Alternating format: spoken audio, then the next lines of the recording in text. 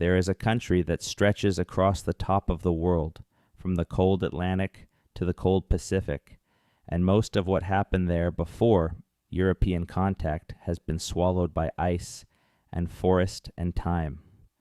Canada is the second largest nation on Earth by landmass, and yet the deep history of that land, the things that were built there, the people who walked it, the civilizations that rose and vanished without leaving anything. Historians can comfortably explain that history remains almost entirely a mystery. What you are about to hear are not fringe theories or wild speculation. These are documented anomalies. Archaeological finds that peer-reviewed researchers have written about in journals, debated at conferences, and in many cases quietly shelved because the evidence does not fit the story they were taught to tell. These are places where the ground gave up something it was not supposed to. These are moments where carbon dating returned a number that made the scientist run the test again and again. This is 3 hours in the ancient shadows of Canada. Make yourself comfortable. The light can stay low. There is no rush here. These mysteries have been waiting for a very long time. If you find yourself drifting in and out of sleep while you listen, that is perfectly fine. These stories will still be here. The questions will still be unanswered. And somewhere out there, under a few feet of Canadian soil or beneath a meter of cold lake water, the answers might still be waiting too. Subscribe if you want more history like this. New episodes every week. Now let us begin. The first mystery begins on a small island off the coast of Nova Scotia, and it has been going on for over 2 centuries. Oak Island sits in Mahone Bay, a cluster of more than 300 islands scattered along the Atlantic coast of Nova Scotia. It is a quiet place, unremarkable from the water, about 1.5 miles long, covered in scrubby trees, surrounded by the gray-green Atlantic. You would sail past it without a second thought. In 1795, a teenager named Daniel McGuinness rowed out to the island, which was nothing unusual. The islands of Mahone Bay were regularly explored by locals, but Daniel noticed something on Oak Island that stopped him. In a clearing near the eastern end of the island, one of the oak trees had a large branch extending horizontally over a circular depression in the ground. The branch had a very old block and tackle hanging from it, a pulley system, the kind of thing you would use to lower something heavy into a hole or raise something heavy out of one. Daniel went back to shore. He told his friends John Smith and Anthony Vaughan. The 3 of them returned with shovels. 2 feet down, they hit a layer of flagstones, not natural rock, cut, flat, placed stones. Below the flagstones, a circular shaft, about 13 feet wide, lined with wooden platforms. They dug to the first platform at 10 feet, then another at 20, then another at 30, each platform made from aged oak logs, fitted tightly against the walls of the shaft, each one another impossible question about who built this and when and why. The boys were not able to continue on their own. The shaft was too deep, the work too hard. They left. They came back years later with more men and more equipment. By then the shaft had deepened through natural settling and water infiltration, and the new team pushed it to 90 feet. At 90 feet, they found a flat stone with inscriptions carved into it. Symbols. A code. The stone was sent to Halifax, where a professor at Dalhousie College reportedly translated the inscription as meaning something to the effect of 40 feet below 2 million pounds are buried. That stone disappeared long ago. The translation has never been verified. The stone itself cannot be examined because it no longer exists, but at 93 feet the shaft flooded.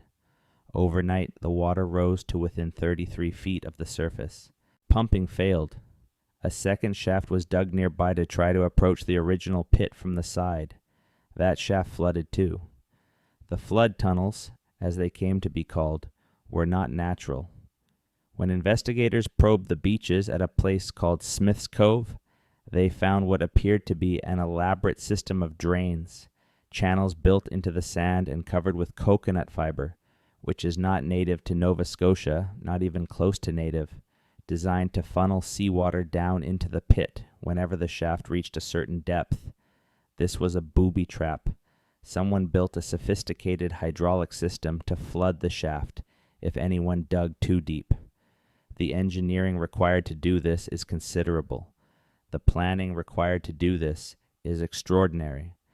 And the question of who would have had both the motivation and the capability to construct such a thing on a remote island off the coast of what was, in the early colonial period, a sparsely populated Nova Scotia has never been satisfactorily answered. Excavations have continued on Oak Island for over 2 centuries. Dozens of groups have tried. Millions of dollars have been spent. The island has claimed 6 lives to accidents and mishaps during various digs. In the 1800s, one excavation reportedly pulled up a piece of parchment with 2 letters on it, written in what appeared to be very old ink. In the early 1900s, a fragment of what was identified as a gold chain was found. In the 1960s, an underwater camera lowered into a cavern the explorers called the Money Pit detected what some observers believed were wooden chests, a severed hand, and possibly a body. The footage is murky.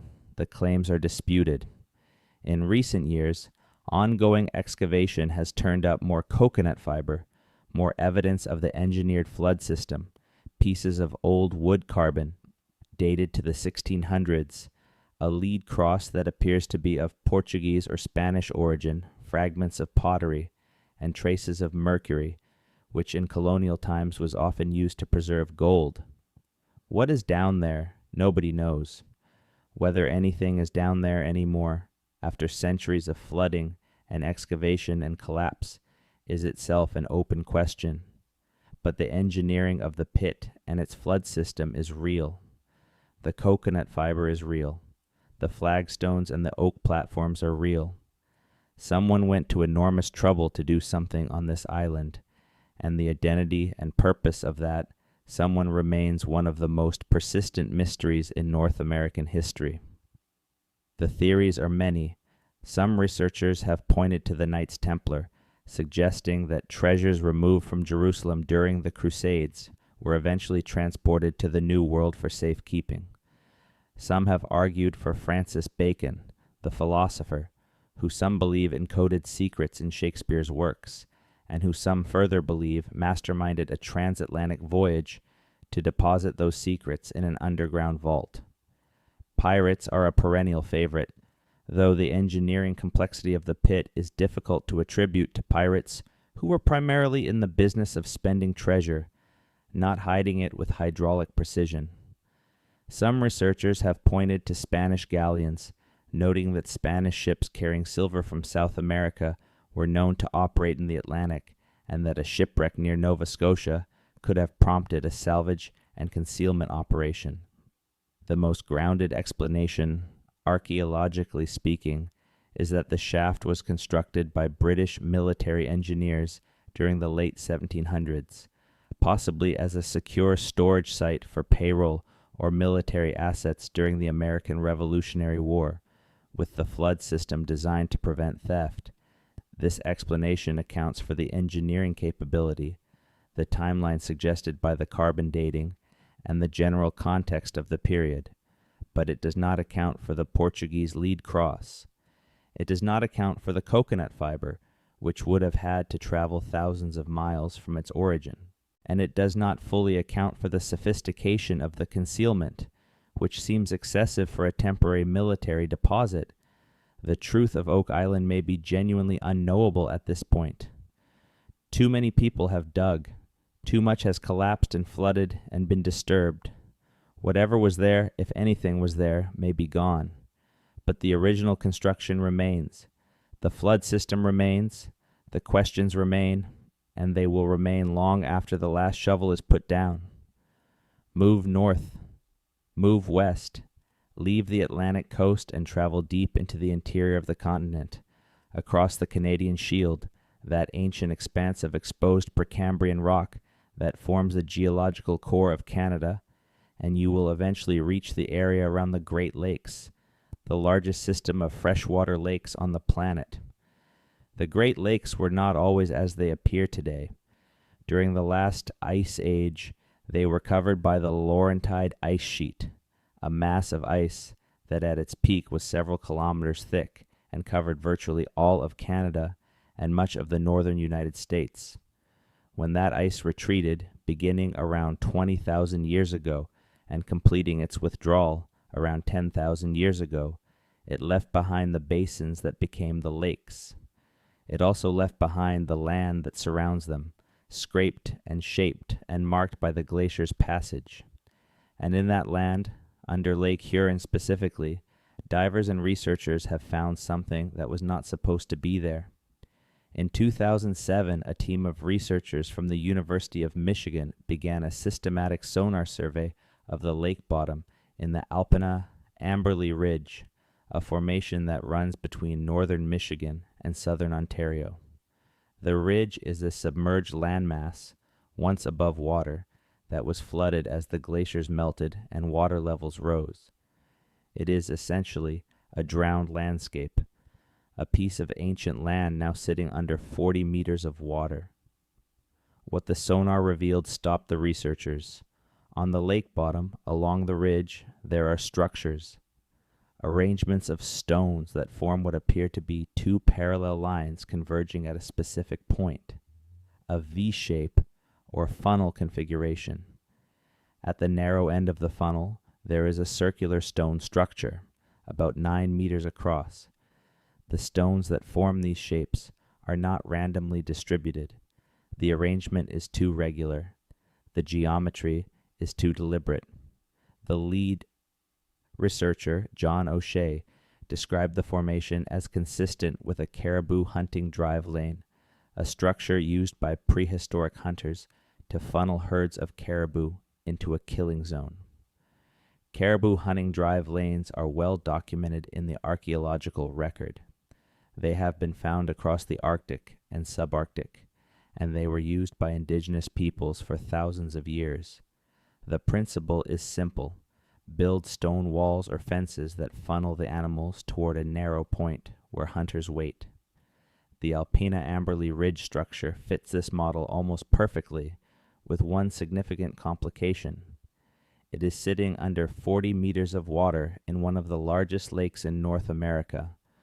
For it to have been used as a hunting drive lane, it would have to have been built and used when the lake bottom was dry land.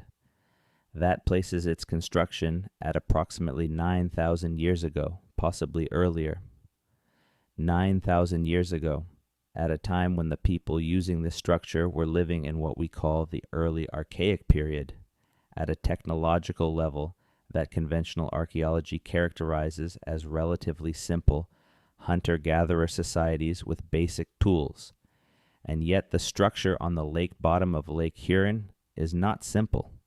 It reflects planning, coordination, and an understanding of animal behavior sophisticated enough to engineer an effective hunting system across hundreds of meters of terrain. Subsequent dives have recovered stone tools from the site. A biface, a type of hand tool shaped by chipping stone on both sides, was found near the circular structure. The tool is consistent in style with tools from the period. This is not a sonar artifact, not an optical illusion. There are actual human-made objects on that lake bottom. What does this tell us? It tells us that 9,000 years ago, people were living and hunting on land that is now the bottom of Lake Huron. It tells us that as the water rose, they watched their hunting grounds disappear under the lake. It tells us that their way of life and the structures they built to support it were swallowed by the same glacial melt that created the landscape we now consider ancient and permanent. It raises questions that go beyond archaeology. What happened to the people who built this? Where did they go as the water rose? How long did the flooding take? Did they remember the land under the lake? Did they tell stories about it? Is there somewhere in the oral traditions of the peoples who have lived around the Great Lakes for millennia, a memory of the time when you could walk where the water is now. These questions do not have easy answers, but the structure is there, 9,000 years old, sitting in the dark under 40 meters of cold, fresh water, and it changes something about the way we think about how old human habitation of this land really is. Now go further back, leave the structure under Lake Huron and travel even deeper into Canadian prehistory, to a question that archaeologists have been quietly wrestling with for decades. When did humans first arrive in North America?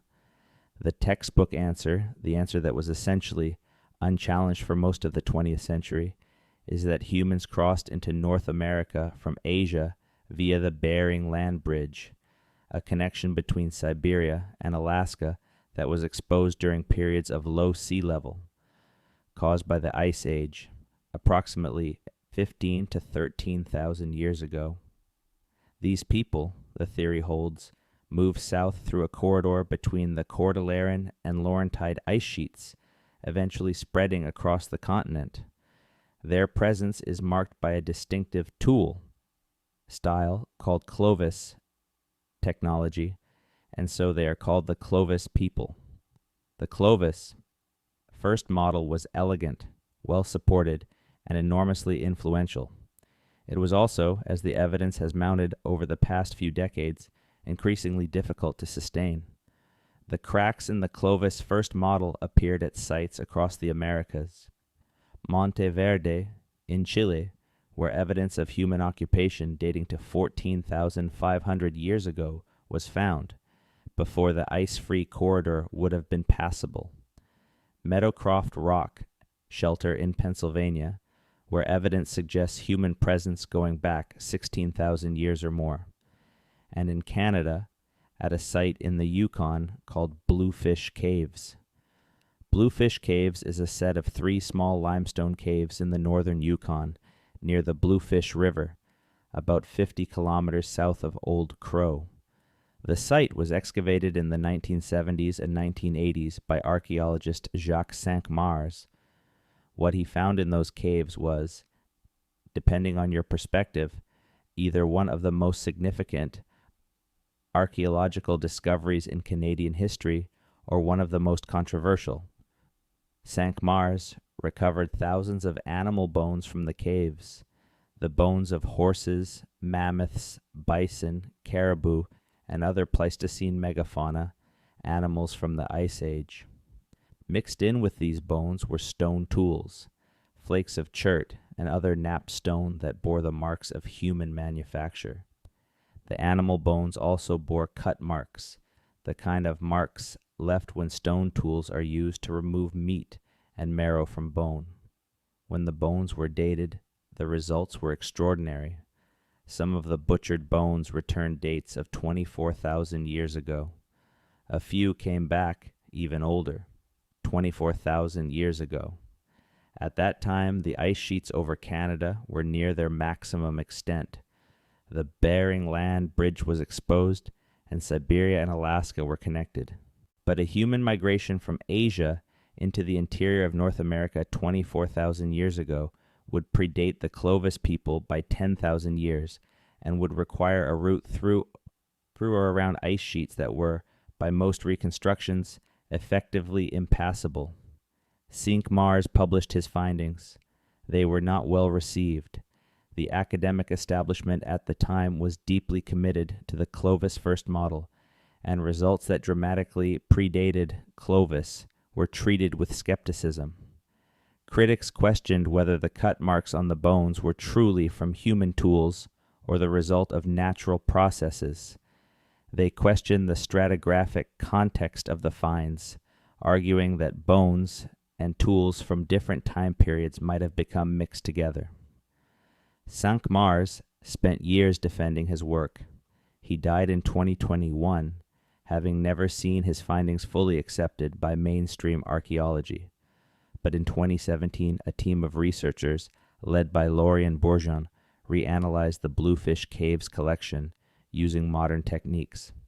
They examined the cut marks under high-powered microscopes, comparing their characteristics to experimentally produced cut marks made by stone tools on bone.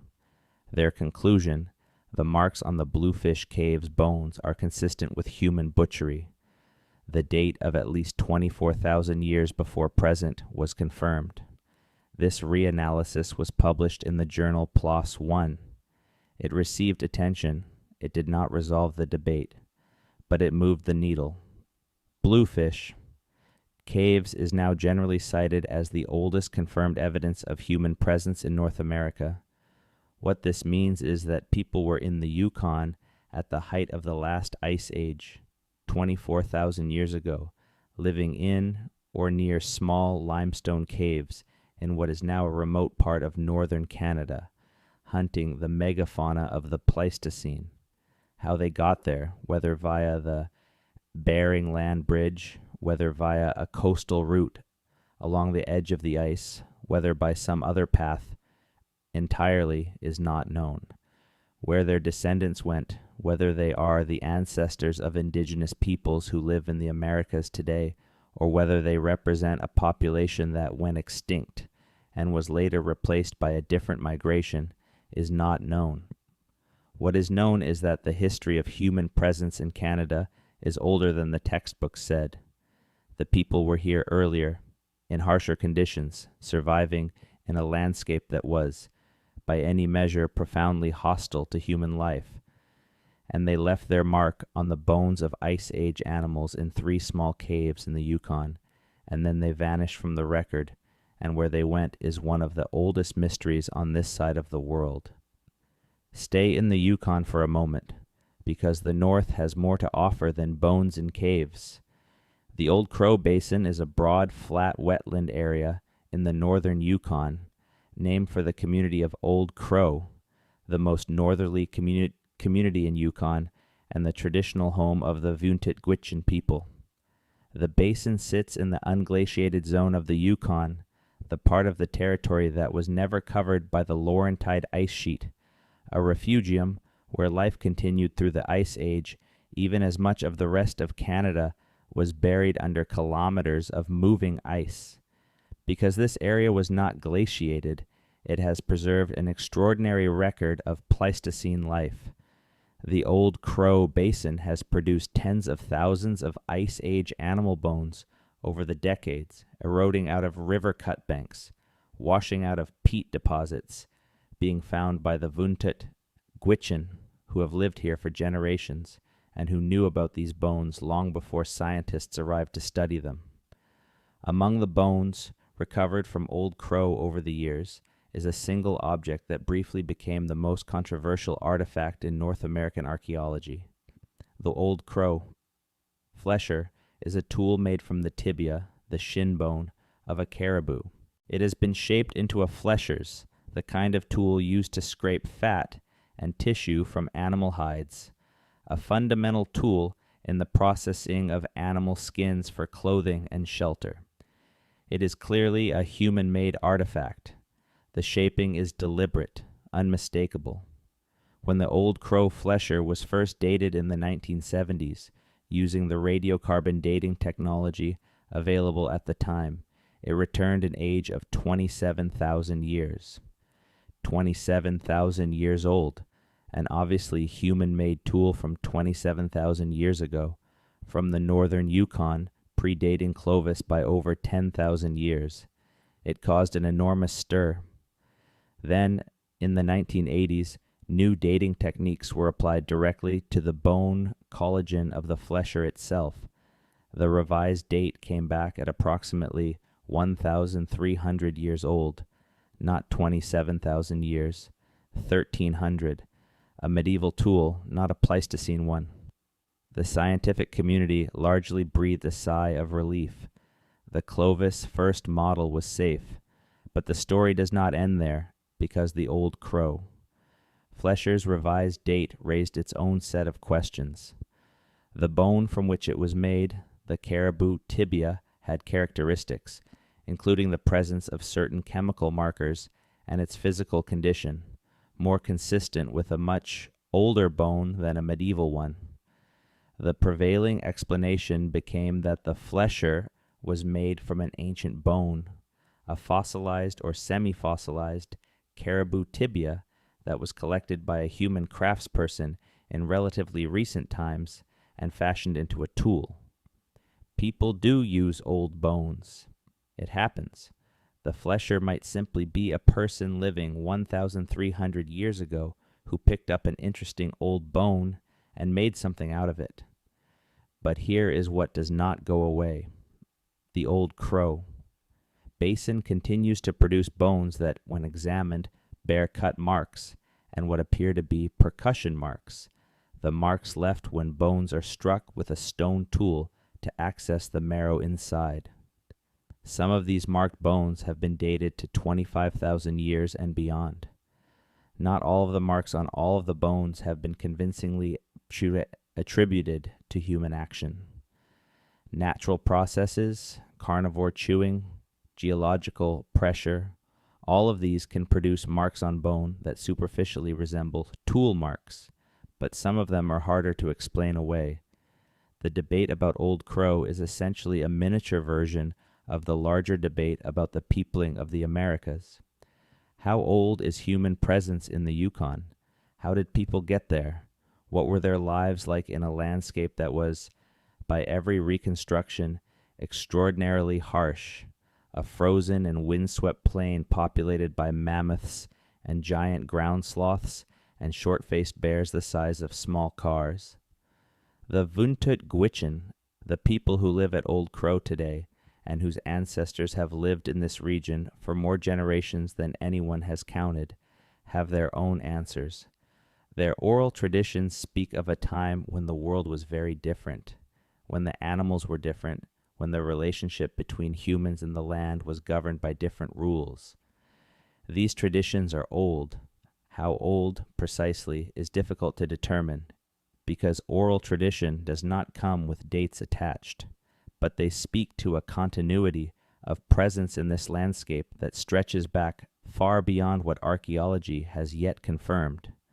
That continuity is the real mystery of Old Crow, not just when humans arrived, but how they persisted through the Ice Age in one of the harshest environments on the planet, and what knowledge and what memory they carried with them through the millennia. Cross the Rockies now, leave the Yukon and descend into British Columbia, the westernmost province of Canada, where the Pacific Mountains meet the Pacific Ocean, and the rainforest grows so thick and wet that the ground beneath it is permanently dark. The coast of British Columbia is one of the most ecologically rich environments on Earth. The cold Alaskan current brings nutrients up from the deep ocean, feeding vast populations of salmon, herring, halibut, and marine mammals. The forests provide deer, elk, and countless plant foods. The intertidal zones are full of shellfish. For the peoples who have lived here for thousands of years, the northwest coast was, and remains, a place of extraordinary abundance. And in that abundance, those peoples built something that most people outside of academic circles know very little about. The ancient peoples of the British Columbia coast did not leave behind pyramids or palaces. What they left behind is stranger, and in its own way, more impressive. They left behind fish traps. Fish traps, or fish weirs, are ancient technologies used across many cultures. The basic principle is simple. Construct a barrier or enclosure in a waterway that allows fish to enter, but makes it difficult for them to leave, making them easy to harvest. Wooden traps, stone traps, basket traps, these have been documented around the world. The fish traps of the British Columbia coast are something else entirely.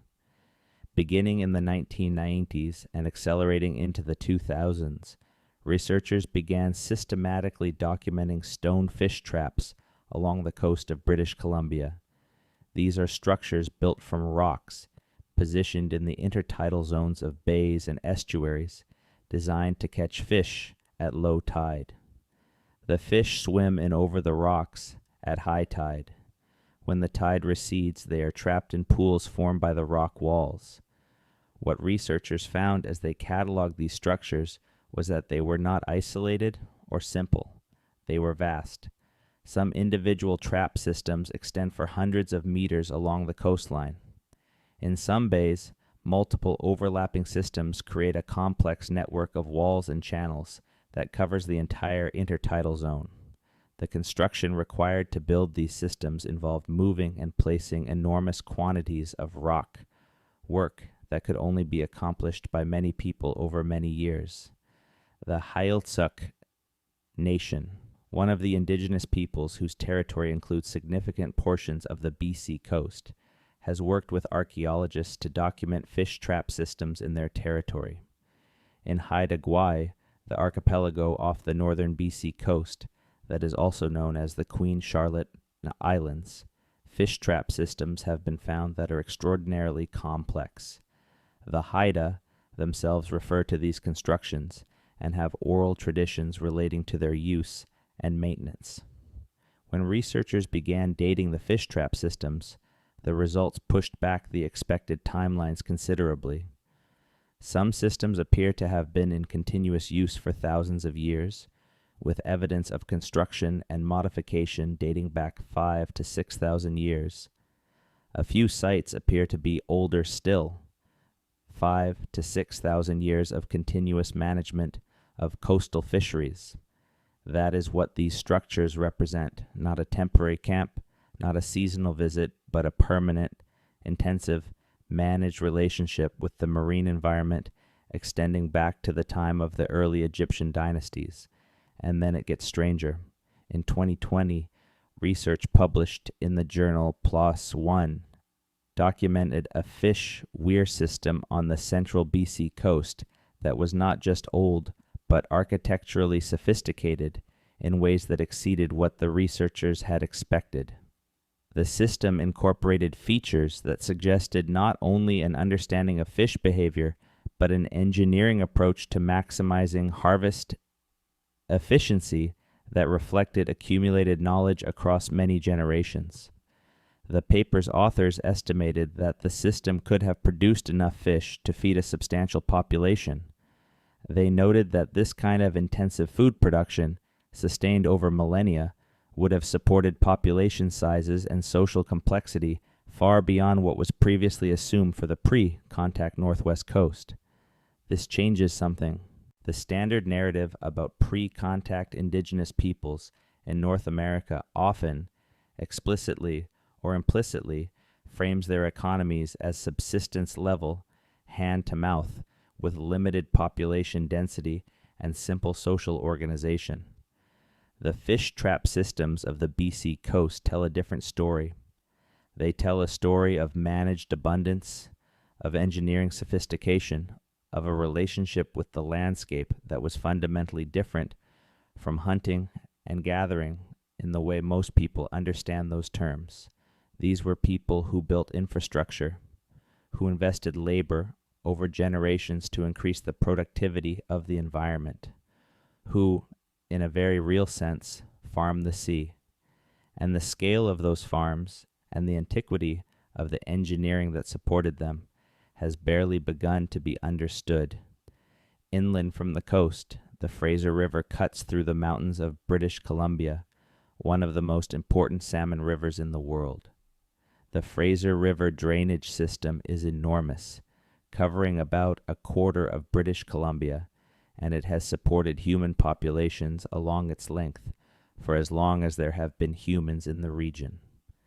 Near the town of Yale, at the southern end of the Fraser Canyon, the river runs fast and narrow through a landscape of steep walls and swirling eddies. This section of the river was a crucial crossing point and fishing site for thousands of years.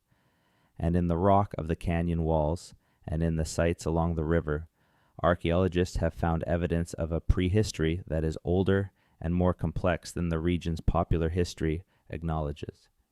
But it is further north along the Fraser and in the associated Plateau region of the BC interior that one of the most remarkable archaeological phenomena in Canadian history has been documented.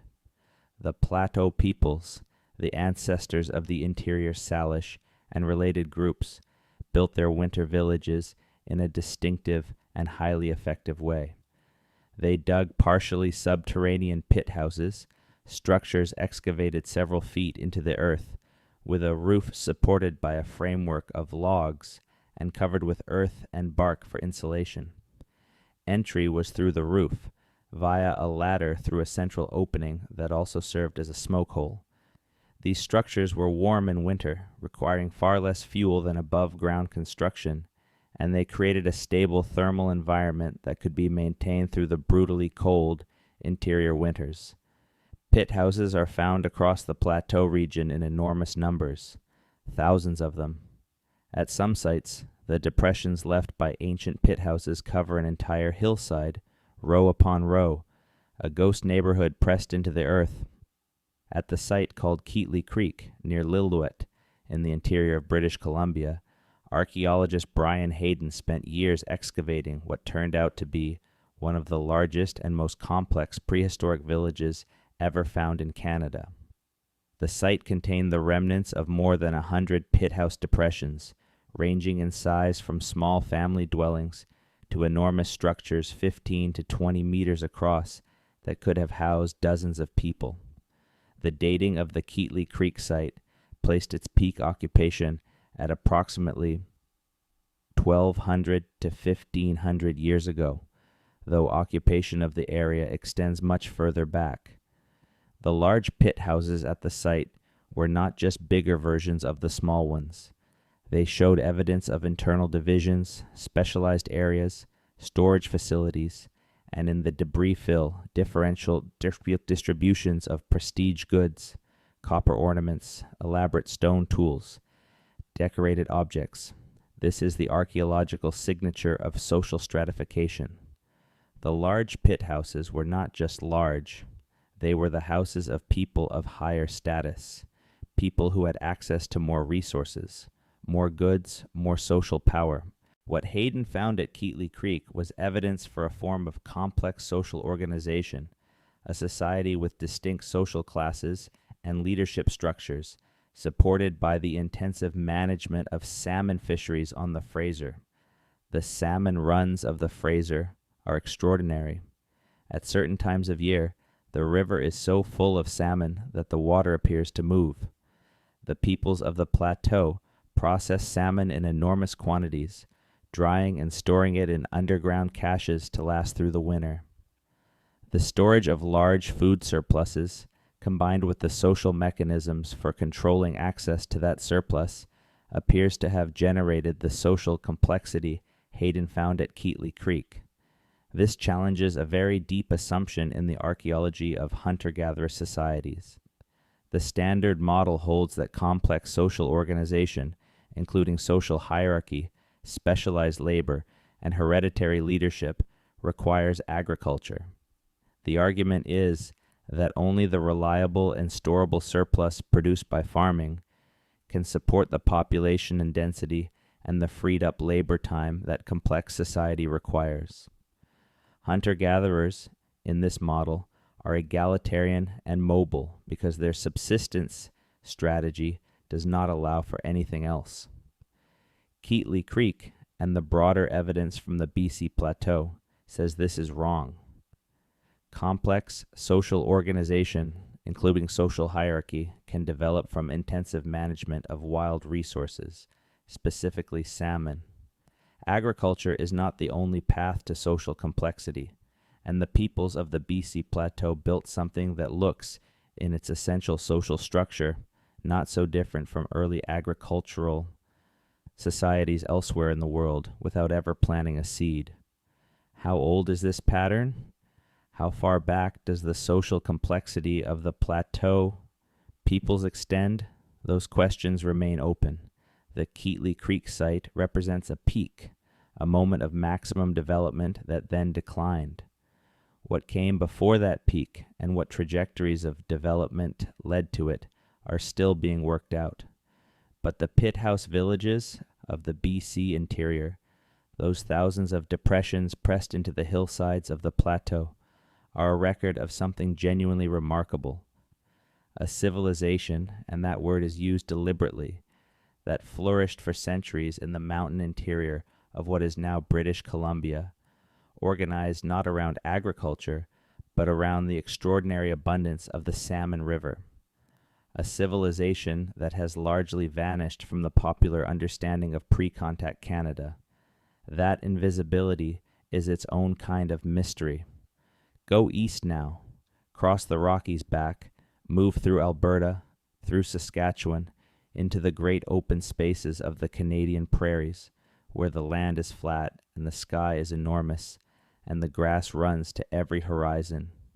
The prairies are not, to most people's eyes, a landscape of mystery. They are vast and quiet and seemingly empty. But the ground of the prairies has been shaped by human hands over thousands of years in ways that are only now being properly understood. The most visible evidence of ancient human activity on the prairies is the buffalo jump, and the most famous buffalo jump in Canada is Head Smashed Inn in southwestern Alberta. Head Smashed Inn is a UNESCO World Heritage Site. It is also one of the oldest, largest, and best preserved buffalo jump sites in the world. For nearly 6,000 years, the peoples of the plains used this location to hunt bison. The name comes from a Blackfoot story about a young man who wanted to watch the buffalo fall from below the cliff and was crushed by the falling animals. Whether or not this story is literally true, it gives the place a vivid name. The site consists of 3 connected components: a gathering basin, a drive lane system, and the jump cliff. The gathering basin is a broad, shallow depression in the foothills, shaped by the landscape to naturally hold large herds of bison. The drive lane system is a series of stone cairns, thousands of them, arranged in 2 converging lines that extend for several kilometers from the gathering basin toward the cliff edge. The cairns would have been topped with brush or other material during the hunt, creating a visual barrier that prevented the bison from turning away from the direction the hunters wanted them to run. And at the end of the drive lanes, the cliff, a 10-meter drop onto a processing area below. The bone deposit at the base of the cliff is 11 meters deep. 11 meters of compressed bison bone, accumulated over nearly 6,000 years of hunting. The number of animals represented in that deposit is staggering. Estimates run into the millions. The logistics of a successful bison jump are extraordinary. Scouts would have to locate a herd at the right time of year. Runners would have to be positioned along the drive lanes to wave robes or make noise if the animals began to deviate from the intended course. The entire community would have been involved. The coordination required across hundreds of people, across several days of preparation and execution, represents a level of social organization and planning that demands respect. But the bison jump is well known. What is less known, and what is stranger and harder to explain, is what else the peoples of the prairies built. Across the Canadian prairies, particularly in Saskatchewan and Alberta, there are structures built from stone called medicine wheels. These are configurations of stones arranged in a circular pattern, often with a central cairn and lines of stones radiating outward from the center like spokes of a wheel. Some have outer rings, some have multiple rings, some have additional cairns placed at specific points on the outer ring. There are dozens of medicine wheels on the Canadian prairies. The most famous is the Majorville Cairn and Medicine Wheel in southern Alberta, also known as the sundial, which has been carbon dated to approximately 5,000 years of continuous construction and modification. The central cairn at Majorville is not a single construction event.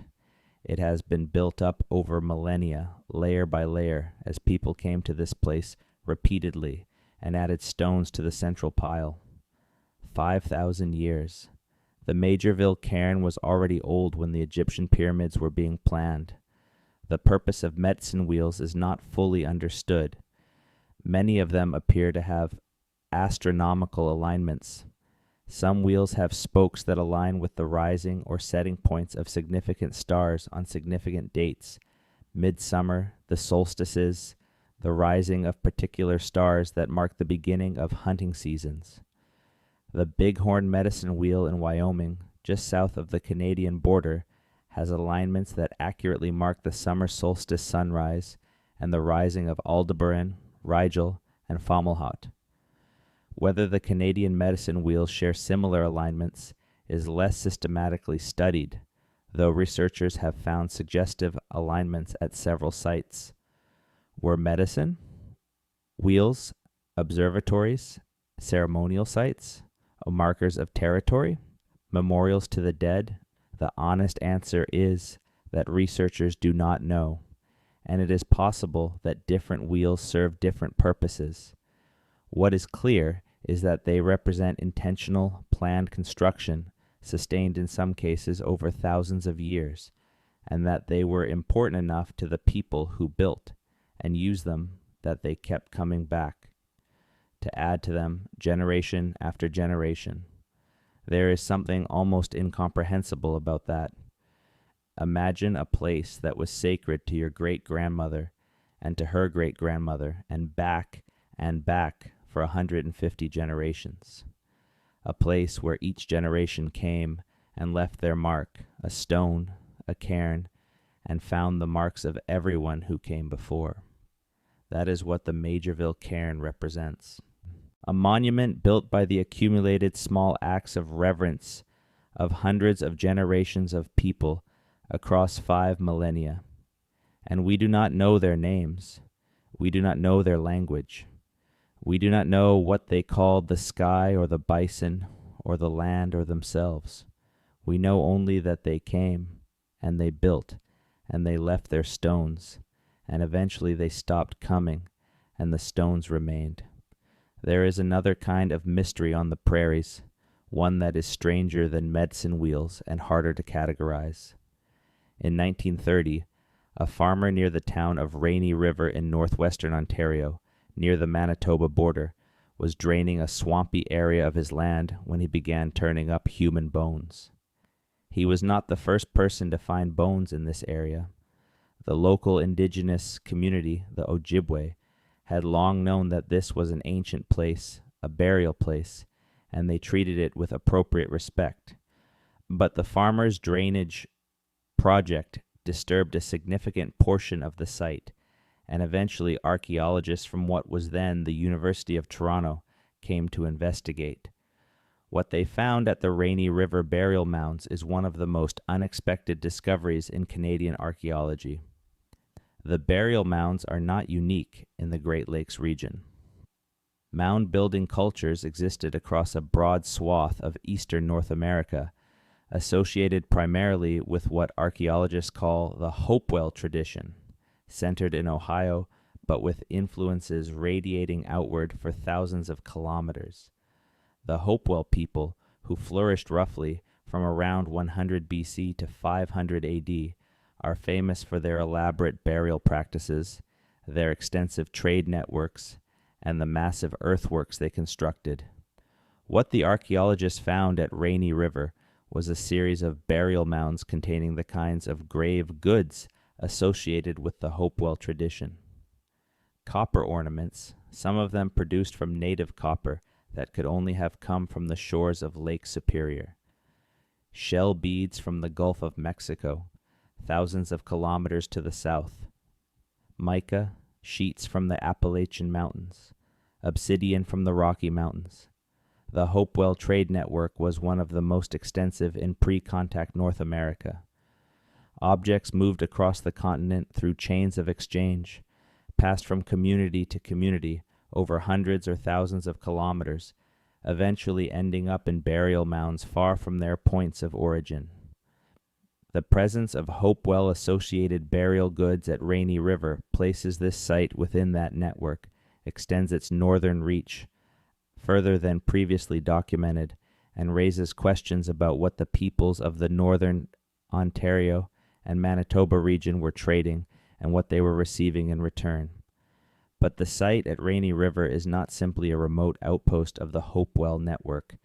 The scale of construction at the mounds suggests a local population with significant organizational capacity, people who were doing more than simply receiving trade goods from the south. They were participating in, and likely contributing to, a continental-scale network of exchange and ceremony that connected peoples from the Gulf of Mexico to Lake Winnipeg. How did this network function? How did objects travel thousands of kilometers before the wheel, before the horse, before any of the technologies we associate with long-distance trade? The answer appears to be canoe routes and overland portages, the same routes that First Nations peoples used for millennia and that European explorers later adopted because they were already there, already optimized, already mapped in human memory and tradition. The waterway network of Canada, the rivers and lakes that connect the continental interior to the coast, was not a discovery of European exploration. It was a highway system that had been in use for thousands of years. The goods found at Rainy River are a record of journeys we cannot fully reconstruct. Someone carried Gulf of Mexico shells north to the Great Lakes. Someone carried Lake Superior copper south to Ohio. Someone knew the routes and the distances and the communities along the way, had relationships with them, had reasons to trade with them, and maintained those relationships across generations. That is a form of geographical knowledge and social organization that we rarely attribute to the peoples of pre-contact North America. But the objects in the ground at Rainy River are proof that it existed.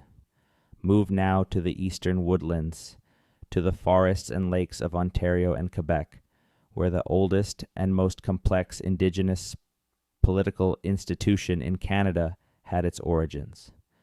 The Haudenosaunee Confederacy, also known as the Iroquois League, or the League of the Great Peace, is a political alliance of originally 5 and later 6 nations: the Mohawk, the Oneida, the Onondaga, the Cayuga, the Seneca, and later the Tuscarora. The Confederacy was founded to end the cycle of warfare and blood feuds that had devastated the nations, establishing a framework for collective governance based on consensus, representation, and shared principles. The founding of the Haudenosaunee Confederacy is one of the most remarkable political events in North American history. It is also one of the most mysterious, because no one knows exactly when it happened. The oral traditions of the Haudenosaunee describe the founding in specific terms. A prophet named the Peacemaker, born among the Huron people, came to the warring nations with a message of peace. With the help of a Mohawk man named Hiawatha, the Peacemaker persuaded the leaders of each nation to join the League. The last holdout, an Onondaga leader named Tadadaho, who's described in the traditions as physically deformed by his evil nature, was eventually transformed and convinced to join. A great white pine was planted as the tree of peace, and the weapons of all nations were buried beneath it. This story is told with precision and detail. The places are named. The speeches are remembered. The ceremony of founding is described. But when did it happen? Western historians and archaeologists have proposed dates ranging from approximately 1450 AD to as early as 1090 AD. The range is enormous, spanning nearly 4 centuries. The later dates are based primarily on documentary evidence and archaeological correlations with known historical events.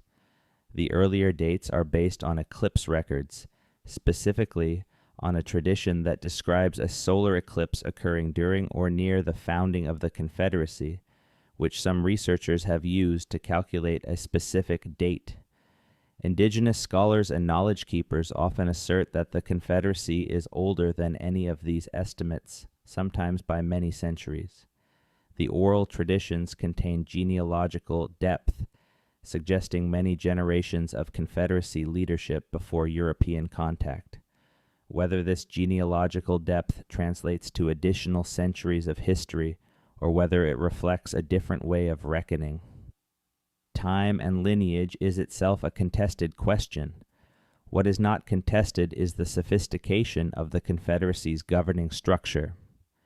The Great Law of Peace, the constitutional document of the Haudenosaunee, is a complex political text.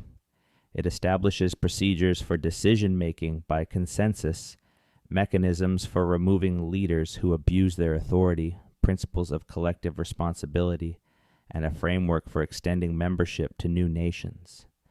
The equality of representation in the Confederacy, the principle that each member nation has an equal voice, is a political innovation. Some historians have argued that the Haudenosaunee Confederacy was a significant influence on the drafting of the United States Constitution and the broader political philosophy that shaped American democracy. This claim is contested in its particulars, but has serious scholarly support. Benjamin Franklin explicitly praised the Confederacy as a model of political organization. The founders were aware of it and discussed it. Whether the influence was direct and substantial or more tangential is debated. But the argument that one of the foundational political experiments in North American democracy drew at least some inspiration from an indigenous confederacy that predated it by centuries is not fringe history. The age of the Haudenosaunee Confederacy is a mystery with profound implications. If the Confederacy was founded in 1090 A.D., it is a political institution of nearly 1,000 years of continuous operation, making it one of the oldest functioning governing bodies in the world.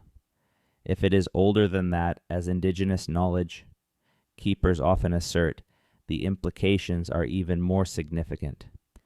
Either way, it represents an achievement of political philosophy and organizational sophistication that has been systematically underappreciated in the standard telling of North American history.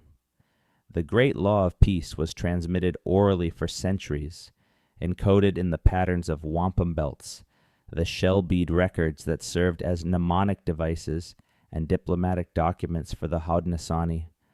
These belts are themselves remarkable objects, each one a record of a specific agreement, ceremony, or historical event, readable by those who know the code. Many wampum belts have been removed from their communities and sit in museum collections. Others have been repatriated. The knowledge of how to read them fully is unevenly distributed. Some of what they record has not been fully translated or interpreted. In those wampum belts, in the patterns of white and purple shell beads, there may be more history than has yet been recovered. Now let us go to the Atlantic coast, but not to Nova Scotia this time. Farther north, to the island of Newfoundland, and to a site that rewrote the history of European contact with North America. L'Anse aux Meadows is a small settlement at the northern tip of the Newfoundland Peninsula, a windswept, treeless point facing the Strait of Belle Isle. In the 1960s, Norwegian explorer Helge Ingstad and his archaeologist wife Anne Stein Ingstad found the site after searching the North American coast for evidence of the Norse settlements described in the Vineland sagas, the medieval Icelandic texts that described Norse voyages to a land called Vineland. West of Greenland, what the Ingstads found at L'Anse aux Meadows was a set of turf buildings, their outlines barely visible as low ridges in the grass, matching in construction technique and layout the Norse longhouses of Greenland and Iceland. The site was excavated over several seasons, revealing 8 structures, 3 large hall buildings, each with a great room and ancillary rooms, along with smaller buildings that served as workshops, and a forge. The forge in particular was significant. It produced iron bog ore, processed using Norse smelting technique. No indigenous peoples of the region worked iron. The dating of L'Anse aux Meadows placed its construction around 1000 AD, consistent with the period described in the sagas. The site is now a UNESCO World Heritage Site and is generally accepted as evidence of the first known European settlement in the Americas, predating Columbus by approximately 500 years. That much is well established. But L'Anse aux Meadows raises questions that are less settled. The settlement as excavated is relatively small. The 3 hall buildings could have housed a maximum of perhaps 100 people, probably fewer. The archaeology suggests the site was occupied for a relatively short period, perhaps a decade or 2 at most, before being abandoned. There is no evidence of permanent agricultural settlement, no grains, no domestic animal bones beyond what might represent provisions brought from Greenland. What was L'Anse aux Meadows? The Vinland sagas describe it not as a permanent settlement, but as a base camp, a location from which further explorations to the south were conducted. The sagas mention a land called Vinland, where grapes grew wild, and grapes do not grow at the northern tip of Newfoundland. This suggests that the Norse ventured south from L'Anse aux Meadows, possibly quite far south, into what is now Nova Scotia, New Brunswick, or even New England. In 2021, a study using a specific type of tree ring analysis pinpointed the date of Norse occupation at L'Anse aux Meadows to the year 1021 AD. Cosmic radiation from a known solar event in 993 AD left a distinctive signature in tree rings from that year, and the researchers found wood from L'Anse aux Meadows that was cut exactly 28 years after that signature, placing the cutting date at precisely 1021. This is the most precisely dated event in pre-Columbian North American history. But what happened before L'Anse aux Meadows? The Norse did not simply appear in Newfoundland. They had been in Greenland since approximately 985 AD, founding settlements on the western and eastern coast of Greenland that persisted for centuries. Before Greenland, they were in Iceland, which they colonized in the late 800s. And before Iceland, they were raiding and trading across Europe and into Russia and the Middle East. The Norse expansion westward was a process of island hopping across the North Atlantic, following a chain of stepping stones. The Faroe Islands, Iceland, Greenland, and then the American coast. Each step was guided in part by knowledge gathered from previous voyages, in part by the saga tradition of recording and transmitting geographical knowledge. But here is what is mysterious. The sagas describe the Norse encountering people in Vinland and in the surrounding regions. They call these people Skraelings, a Norse word whose precise meaning is debated, but which was used to refer to indigenous peoples generally. The sagas describe a complex relationship with the Skraelings, including trade, conflict, and eventually the abandonment of the Vinland settlement, in part because of sustained conflict with the local population. This means that the Norse encountered indigenous North Americans around 1000 AD. Those encounters are described from the Norse perspective in the sagas. But what did the indigenous peoples of the region make of these encounters? What do their oral traditions say? The Beothuk of Newfoundland, who were the indigenous people of the island at the time of European contact, and who are now extinct as a nation, having suffered a catastrophic population collapse through disease and violence after sustained European contact, left no written records. Their oral traditions, whatever they contained, have not survived in a form that can be directly examined. The Mi'kmaq of the maritime regions have oral traditions that some researchers have suggested may contain memories of early Norse contact, references to strange visitors who came from the sea in particular kinds of vessels. These interpretations are speculative and contested, but they are worth noting. What is not speculative is that human beings on two sides of the Atlantic made contact around 1000 AD, 5 centuries before Columbus, and that this contact was sustained enough to generate extended narrative, accounts in the Norse tradition. What the other side of that encounter looked like, what the indigenous peoples of the region saw, thought, experienced, and remembered, is one of the most tantalizing gaps in the history of this land. Somewhere in the soil of Newfoundland and the maritime provinces, there may be more evidence of these encounters than has yet been found. L'Anse aux Meadows is a confirmed Norse site. It is almost certainly not the only one. Let us move now to the subject of ancient writing, or what may be ancient writing, found in Canada in places where it should not be. The question of whether any pre-Columbian visitors to North America left inscriptions, texts, or carved symbols that survive today is one of the most contested in the field. The debate is fierce precisely because the stakes are high. If authenticated pre-Columbian inscriptions exist in North America, they rewrite the history of exploration, contact, and cultural exchange across the Atlantic and Pacific. If they do not exist, then the numerous claimed examples are hoaxes, misreadings of natural formations, or wishful thinking by people who want the history to be more dramatic than it is. The Yarmouth Stone is a large basalt boulder found near the town of Yarmouth, Nova Scotia in 1812. The stone bears markings that have been interpreted by various researchers over the years as Norse runes, Micmac symbols, Phoenician script, a Libyan inscription, and Ogham, the ancient alphabet used in early medieval Ireland and Britain. The stone was eventually moved to the Yarmouth County Museum, where it sits today. The most persistent, and in some ways the most serious interpretation, is that the markings are Norse runes. A Norwegian philologist named Magnus Olsen examined the stone in the early 20th century and proposed a runic reading, though he acknowledged the inscription was unusual and difficult to parse. Other runic scholars have examined it and come to different conclusions, some finding traces of readable runes, others concluding the marks are not runes at all. The problem with the Yarmouth stone is common to many claimed inscription sites.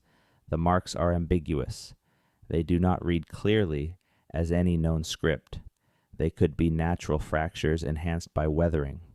They could be the work of European settlers in the colonial period, carving symbols for reasons unknown. They could be indigenous petroglyphs that have been misidentified as Old World scripts, or they could be, what some researchers claim, an inscription left by a Norse or other pre-Columbian visitor to the Nova Scotia coast. Without a clear reading, without a context that definitively establishes origin and date, the Yarmouth stone remains a mystery. It sits in its museum case, marked with meanings nobody can agree on, waiting for an interpretation that may never arrive. Further north, in Newfoundland and Labrador, there are rock carvings that are less ambiguous in their antiquity, even if their meaning remains unclear. At a site called Kajimkuchik in Nova Scotia, and at numerous sites across the maritime provinces, there are petroglyphs carved into the soft slate of lake shores and riverbanks. Many of these are clearly Mi'kmaq in origin, depicting scenes of daily life, hunting, ceremonies, and distinctive Mi'kmaq symbols. Some of the Kejimkujik petroglyphs have been dated to several hundred years ago, based on their depiction of post-contact elements like European ships and crosses. Others, more deeply weathered and stylistically different, appear to be considerably older. The Peterborough petroglyphs in Ontario are a different matter entirely. Located near the town of Peterborough in the Canadian Shield, the site contains the largest concentration of Indigenous rock art in Canada, more than 900 individual carvings on a large sheet of white crystalline limestone. The carvings depict human figures, animals, boats, shamanic figures, and abstract symbols. They are attributed to the Algonquin people and are an important sacred site for Anishinaabe people today. Some of the boat images at the Peterborough petroglyphs have attracted attention from researchers who see in them stylistic similarities to Bronze Age Scandinavian rock art, particularly the boat types depicted. A researcher named Barry Fell, an American marine biologist who became an amateur epigraphist, argued in the 1970s and 1980s that several Canadian and American sites bore inscriptions in Old World scripts, including Ogham, Phoenician, and Iberian scripts. Fell's work was dismissed by most professional archaeologists as seriously flawed, his script identifications riddled with errors and wishful readings. But some of the general observations about stylistic parallels between the Peterborough carvings and European Bronze Age art have not entirely gone away. The mainstream interpretation of the Peterborough petroglyphs does not require any transatlantic contact. Indigenous artistic traditions developed their own sophisticated visual languages independently. Stylistic parallels between widely separated artistic traditions can reflect convergent solutions to similar representational challenges rather than contact or borrowing. The boat images at Peterborough look like boats. Boats in different artistic traditions look somewhat alike because boats look like boats. But the question of very early transatlantic contact before Columbus, before the Norse, before any documented voyage, remains one that serious researchers engage with, even if the evidence for it in Canada specifically is thin and contested. The Norse reached Canada around 1000 AD, as Alonso Meadows proves. Is it plausible that other seafarers from Europe or elsewhere reached the North American coast in earlier periods? Given what we know about Polynesian navigation, about the seaworthiness of ancient vessels, about the documented spread of peoples and technologies across vast oceanic distances in prehistory, the answer is, it is not impossible. Whether it happened and whether any evidence of it survives in the Canadian landscape remains unknown.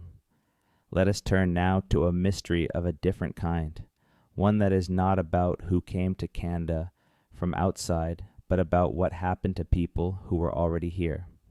The Dorset culture was one of the defining Arctic civilizations of the prehistoric world.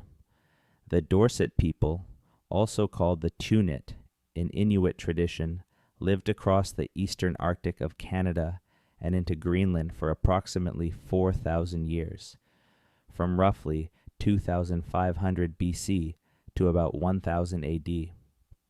They were remarkably successful in one of the most demanding environments on Earth, developing technologies for surviving in the high Arctic that were sophisticated and effective. Toggling harpoons for hunting sea mammals, snow goggles to prevent snow blindness, small oil lamps for light and heat, and houses built from sod and snow. The Dorset people were also artists. Their small carvings of humans and animals, made from bone, ivory, and soapstone, are among the most striking art objects from pre-contact North America. The Dorset carved polar bears, seals, loons, and human faces with an economy of line and a sense of form that still strikes modern viewers as aesthetically powerful. The Dorset artistic tradition is recognizable and distinctive, and it is found across the entire range of the culture, from Baffin Island to Labrador to the Ungava Peninsula. And then, around 1000 AD, the Dorset disappeared.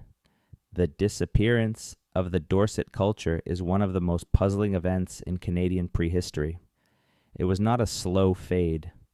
The evidence from archaeological sites suggests that in many areas Dorset occupation ended relatively abruptly, replaced by or followed by a new Arctic people called the Thule, the direct ancestors of modern Inuit. The Thule migrated east from Alaska, beginning around 1000 AD, spreading across the Arctic with impressive speed, reaching Greenland within a century or two of their initial expansion. The Thule had technological advantages over the Dorset. They had larger umiak boats, capable of hunting bowhead whales rather than just seals and walruses. They had dog sleds, which dramatically extended the range at which hunters could operate and the speed at which they could travel.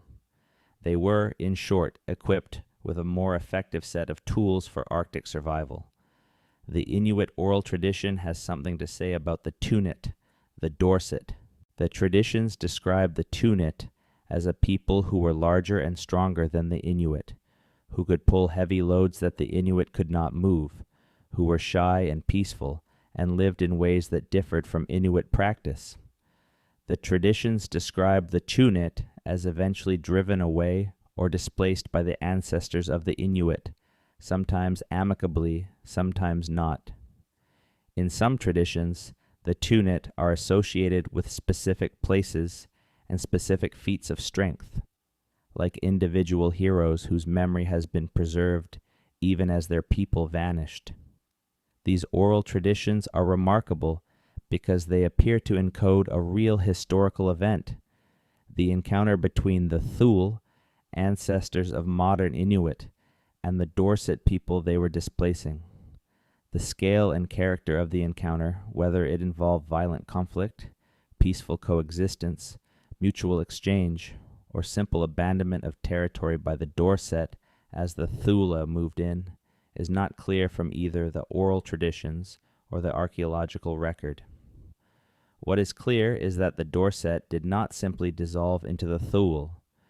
Genetic studies of ancient DNA from Dorset and Thule individuals have found no evidence of genetic mixture between the two populations.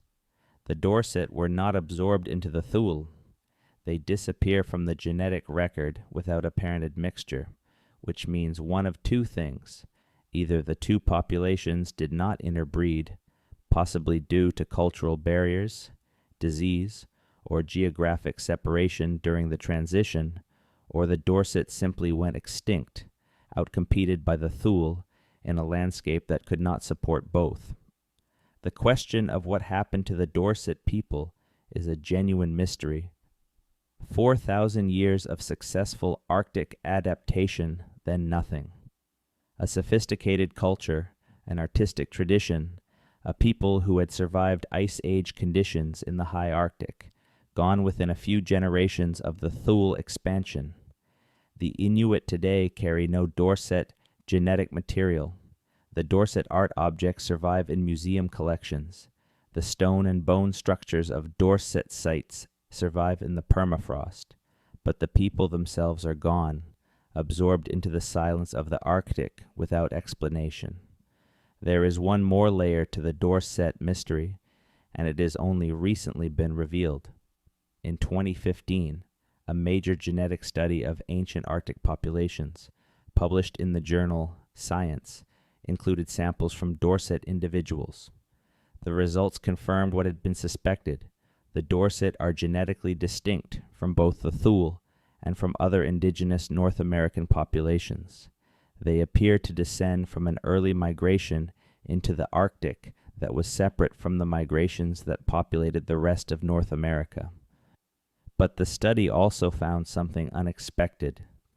The Dorset, despite their 4,000 years of occupation of the eastern Arctic, showed very low genetic diversity compared to most human populations. This low diversity suggests that the Dorset population was, at some point in its history, reduced to a very small number of individuals, a bottleneck, and then expanded from that small founder population. When this bottleneck occurred, and what caused it is unknown. It could represent an early colonization event, when a small founding group established the Dorset culture from a tiny initial population. Or it could represent a later catastrophe, a period of disease, starvation, or conflict that dramatically reduced the Dorset population before they recovered and expanded again. The low genetic diversity of the Dorset has another implication. It means the Dorset were likely relatively isolated from other populations for much of their history, not interbreeding significantly with their neighbors to the south or with anyone else. The Dorset were, genetically speaking, a people apart. How they maintained that isolation across 4,000 years of existence in the Arctic, surrounded by other peoples who were also adapting to challenging environments, is itself a puzzle. And then there is the art. The Dorset carved faces, human faces, with a specificity and individuality that is unusual in prehistoric art. Some of the Dorset human face carvings appear to depict specific individuals with features rendered with enough care that you get a sense of portraiture of specific people being remembered. In the collections of the Canadian Museum of History and other institutions, there are Dorset face carvings that have a haunting quality, the sense of a specific person's features captured in bone or ivory. Whose faces are these? Are they portraits of leaders, shamans, important individuals? Are they spirits or supernatural beings? Are they records of specific people the carver knew, wished to remember, wished to honor? Nobody knows. The faces survive. The people who made them and the people whose faces they show do not. The Dorset disappearance is a tragedy in the historical sense. A people who developed one of the most effective and sophisticated Arctic cultures in human history, who survived for 4 millennia in conditions that would challenge any modern survivor, who created art of genuine beauty and power, vanished from the face of the earth within a relatively short period. Whether they died of disease, starvation, or conflict with the Thule, or simply dispersed and assimilated in ways that left no genetic trace, the result is the same. The Dorset are gone, and the mystery of their going is one of the most poignant in all of Canadian prehistory. Head south and east now to the St. Lawrence River Valley, where one of the most enduring mysteries of early Canadian contact history waits. When Jacques Cartier sailed up the St. Lawrence River in 1534 and 1535, he encountered 2 large and well-established Indigenous settlements on the river. At the site of what is now Quebec City, he found a settlement called Stadacona, home of a people he called the St. Lawrence Iroquoians. Further up the river, at the site of what is now Montreal, he found a larger settlement called Hochelaga, a palisaded town of perhaps 1,000 people or more, with long houses and organized streets, which Cartier described in some detail. He climbed the hill above Hochelaga, which he named Mont Royal, the origin of the name Montreal. When Samuel de Champlain arrived in the St. Lawrence Valley in the early 1600s, less than 70 years later, neither Stadacona nor Hochelaga existed. The St. Lawrence Iroquoians, the people Cartier had encountered, were gone. The river valley that Cartier had found populated by a distinct and well-established people was now occupied by Algonquin and Montagnais peoples who were culturally and linguistically different from the groups Cartier had described. What happened to the St. Lawrence Iroquoians? This question has been debated by historians and archaeologists for over a century. Several explanations have been proposed. Epidemic disease, the most common killer of indigenous peoples in early contact situations, could have devastated the St. Lawrence Iroquoian population in the decades between Cartier's visits and Champlain's arrival. Given that Cartier's voyages introduced European contact to a region that had been isolated from Old World diseases, and given that Old World diseases like smallpox, measles, and influenza were catastrophically lethal to populations with no prior exposure, a disease epidemic of the kind that killed 90% or more of some indigenous populations is entirely plausible. But there is no documentary record of such an epidemic.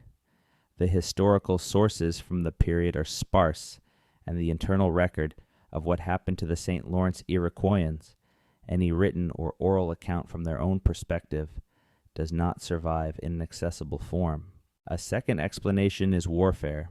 The St. Lawrence Iroquoians were neighbors of both the Haudenosaunee to the south and the Huron-Wendat Confederacy to the west, and both of these groups were involved in cycles of warfare and captive-taking during the 16th century. The St. Lawrence Iroquoians may have been destroyed or dispersed through sustained military pressure from one or both of these neighbors. Archaeological evidence from St. Lawrence Iroquoian sites shows evidence of violence and burning at some locations, consistent with a pattern of raid and destruction. A third explanation is dispersal and assimilation. Rather than being destroyed, the St. Lawrence Iroquoians may have been incorporated into neighboring groups, their populations absorbed through captive adoption, alliance, and intermarriage into the Haudenosaunee or Huron-Wendat confederacies. This was a common practice in the region. People captured in warfare were often adopted into the victorious community, taking the place of dead members. If the St. Lawrence Iroquoians were assimilated rather than exterminated, their biological descendants survive in the Haudenosaunee and Huron-Wendat populations, even if their distinct cultural identity does not. The truth is likely a combination of all three factors. Disease weakened the population, warfare further reduced and dispersed it, and the survivors were assimilated into neighboring groups. But the specifics remain unknown. What is known is that Cartier's descriptions of Hochelaga are detailed enough to have sparked a long search for its physical remains under the city of Montreal. Archaeological excavations in the McGill University neighborhood on the lower slopes of Mont Royal have found evidence of Indigenous occupation from the period Cartier described, and a plaque near the university marks the approximate location of Hochelaga as determined by the best available archaeological evidence. But the full extent of the settlement, its population, its internal organization, the details of how the St. Lawrence Iroquoians actually lived remain frustratingly incomplete. A people who lived at the site of what is now one of Canada's great cities, who encountered one of the earliest European explorers of the interior, who left enough of an impression on Cartier that his descriptions of their town survive to this day, vanished without a clear explanation within a human lifetime. Their descendants, if they exist, do not know they are descended from the people of Hochelaga. Their language, which was distinct from other Iroquoian languages and has been partially reconstructed from vocabulary recorded by Cartier, has no living speakers. The St. Lawrence Iroquoians are a ghost at the founding of Canada, present at the moment of first contact, gone by the time the colony was established, leaving behind only the words that Cartier wrote and the soil he walked on and the name of the mountain above their town. There is a place in northern Manitoba near the western shore of Hudson Bay that has been known to Indigenous peoples for thousands of years and that received its first systematic scientific attention only in the 20th century. Churchill, Manitoba sits at the edge of where the boreal forest gives way to the tundra at the mouth of the Churchill River where it empties into Hudson Bay. It is a remote town, accessible by rail or air, surrounded by a landscape that is, for much of the year, swept by winds off the bay and locked in cold that settles into the bones. The area around Churchill is one of the most important polar bear denning areas in the world, and it has been made famous by the bear-watching tourism that draws visitors from around the globe each autumn. But before the bears, before the tourists, before the Hudson's Bay Company, trading posts that gave the modern town its economic foundation, before all of that, the area around Churchill was home to people for thousands of years, and they left behind something unusual. The Dean and the Cree, who have lived in the region, have long known about the ancient stone structures found on the tundra and the rocky ridges above the bay. These structures vary in type: cairns, rings of stones, alignments, and in one case, an arrangement that has drawn the attention of archaeologists who study both ancient engineering and ancient astronomy. Near the mouth of the Churchill River, on a rocky ridge overlooking the bay, there is a complex of stone structures that includes what appears to be a ceremonial or observational arrangement. The stones have been arranged in patterns that some researchers have argued reflect astronomical knowledge, alignments with the rising and setting of particular celestial objects on significant dates in the seasonal calendar. The difficulty in studying such sites is that stone structures on the Canadian tundra are subject to two competing interpretive problems. On one hand, natural processes, including frost heave, the action of ice forming and melting in the ground, can move rocks and create patterns that superficially resemble human construction. On the other hand, researchers sometimes approach these sites with pre-existing interpretive frameworks, looking for astronomical alignments and sometimes finding them even when they are not significant.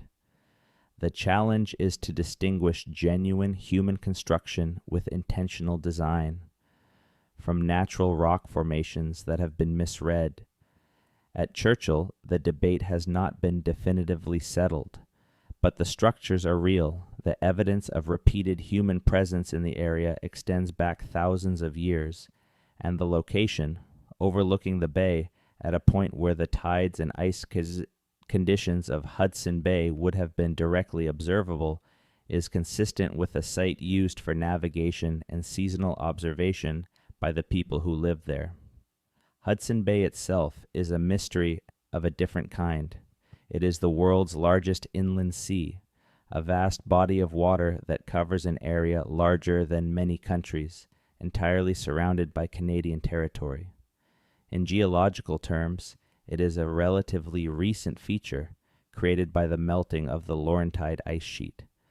The weight of that ice sheet compressed the underlying land, and when the ice melted, the land began to rebound, a process called isostatic rebound that is still happening today. The shoreline of Hudson Bay is rising by approximately 1 centimeter per year in some areas, slowly emerging from the sea as the land lifts. This means that the ancient shorelines of Hudson Bay are now inland, sometimes considerably so. People who lived along the bay in the distant past were living on shores that are now meadows or tundra. The archaeological sites of those people, the middens, the tool scatters, the structural remains, are present in the landscape around the bay, but they are not where you would expect a shoreline site to be. They are hundreds of meters, or sometimes kilometers from the current water's edge, stranded by the rising land. Systematic survey of these ancient shorelines around Hudson Bay has produced evidence of repeated and sustained human habitation, going back several thousand years, with sites representing multiple different cultural traditions occupying different shoreline elevations, and therefore different time periods in sequence.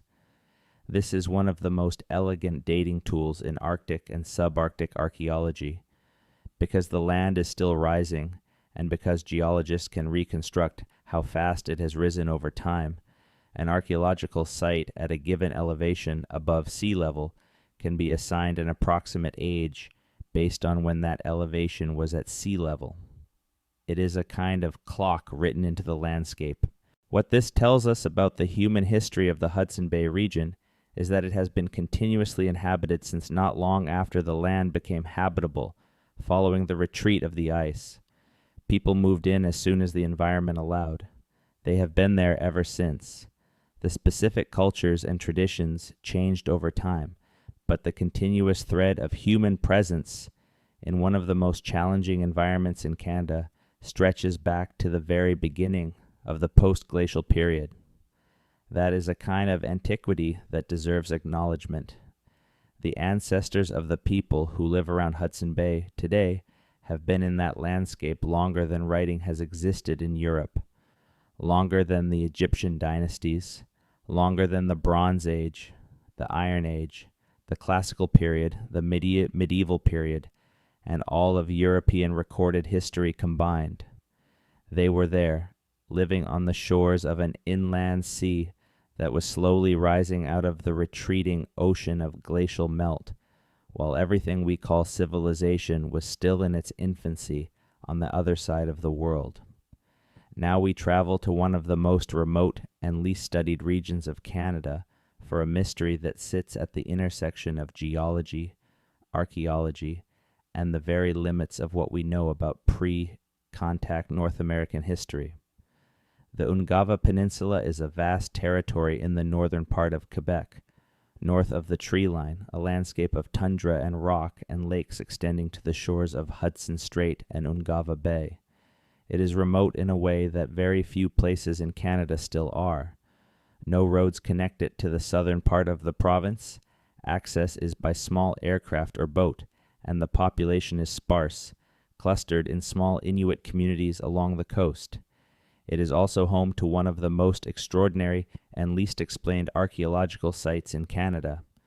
The Pingaluit Crater, also called the Nouveau Quebec Crater, is a meteorite impact crater approximately 3.4 kilometers in diameter, located in the interior of the Ungava Peninsula.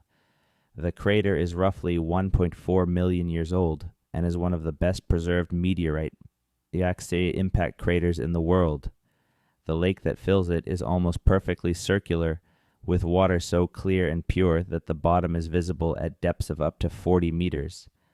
The Inuit name for it, Pingaluit, means the place that pulsates, a reference to the way the water appears to shimmer and move in certain light conditions. But the crater itself is not the archaeological mystery. The mystery sits nearby, in the rocks of the Ungava tundra. The Inuit peoples of Ungava have long told stories about structures they call the Tunit houses, stone structures built by the Tunayat, the Dorset people who preceded the Inuit in the Arctic. These structures are found across the Ungava Peninsula and include the standard repertoire of Dorset architectural features, tent rings, stone walls, food caches. But the Ungava Peninsula also contains something rarer and stranger. On a stretch of rocky tundra near Salouit, one of the northernmost communities in Quebec, and at several other locations on the peninsula, there are stone structures that do not fit neatly into the known categories of Arctic Indigenous architecture. They are too large to be simple tent rings. They are not configured like the longhouses of the more southern peoples. They are not kayak stands or food cache markers. They are arrangements of large stones, sometimes weighing several tons, each positioned in patterns that required considerable effort to create. When these structures were first systematically documented by researchers in the late 20th century, the initial question was simply how old they were. Dating stone structures without associated organic materials is notoriously difficult. Stone does not decay in a way that produces a radiocarbon date. Dating requires either associated charcoal or bone from which carbon can be extracted, or the application of newer techniques like luminescence dating, which measures when mineral grains in the soil were last exposed to sunlight. The limited dating work that has been done on some of the Ungava stone structures has produced dates extending back several thousand years, consistent with early Dorset or even pre-Dorset occupation of the region, but the purpose of the larger and more elaborate structures and the extent of the organized effort that would have been required to build them remains unclear. One interpretation that has been proposed, though not yet fully tested, is that some of the larger stone enclosures in the Ungava region were used for communal hunting drives, analogous to the caribou drive lanes documented elsewhere in the Arctic. The Ungava Peninsula was historically one of the most important caribou migration routes in the eastern Arctic, with herds numbering in the hundreds of thousands crossing the peninsula seasonally. Stone enclosures that funneled or corralled caribou during these migrations would have been enormously valuable. If this interpretation is correct, the scale of the construction suggests that the Dorset people who used these sites were capable of mobilizing considerable labor, more than you might expect from small, isolated hunter-gatherer bands. This raises the same question that the Keatley Creek Pit House Village raises for the BC Plateau. Were pre-contact Arctic peoples more socially complex, more organized, capable of larger-scale collective action than the standard model suggests? The honest answer is that we do not know. The Ungava structures have not been studied with the intensity that their potential significance deserves, partly because of their extreme remoteness, partly because of limited research funding for Arctic archaeology, and partly because the research that has been done has not yet generated the clear answers that would attract broader attention. The peninsula remains largely unexplored archaeologically. Its tundra hides sites that have not been found, let alone studied.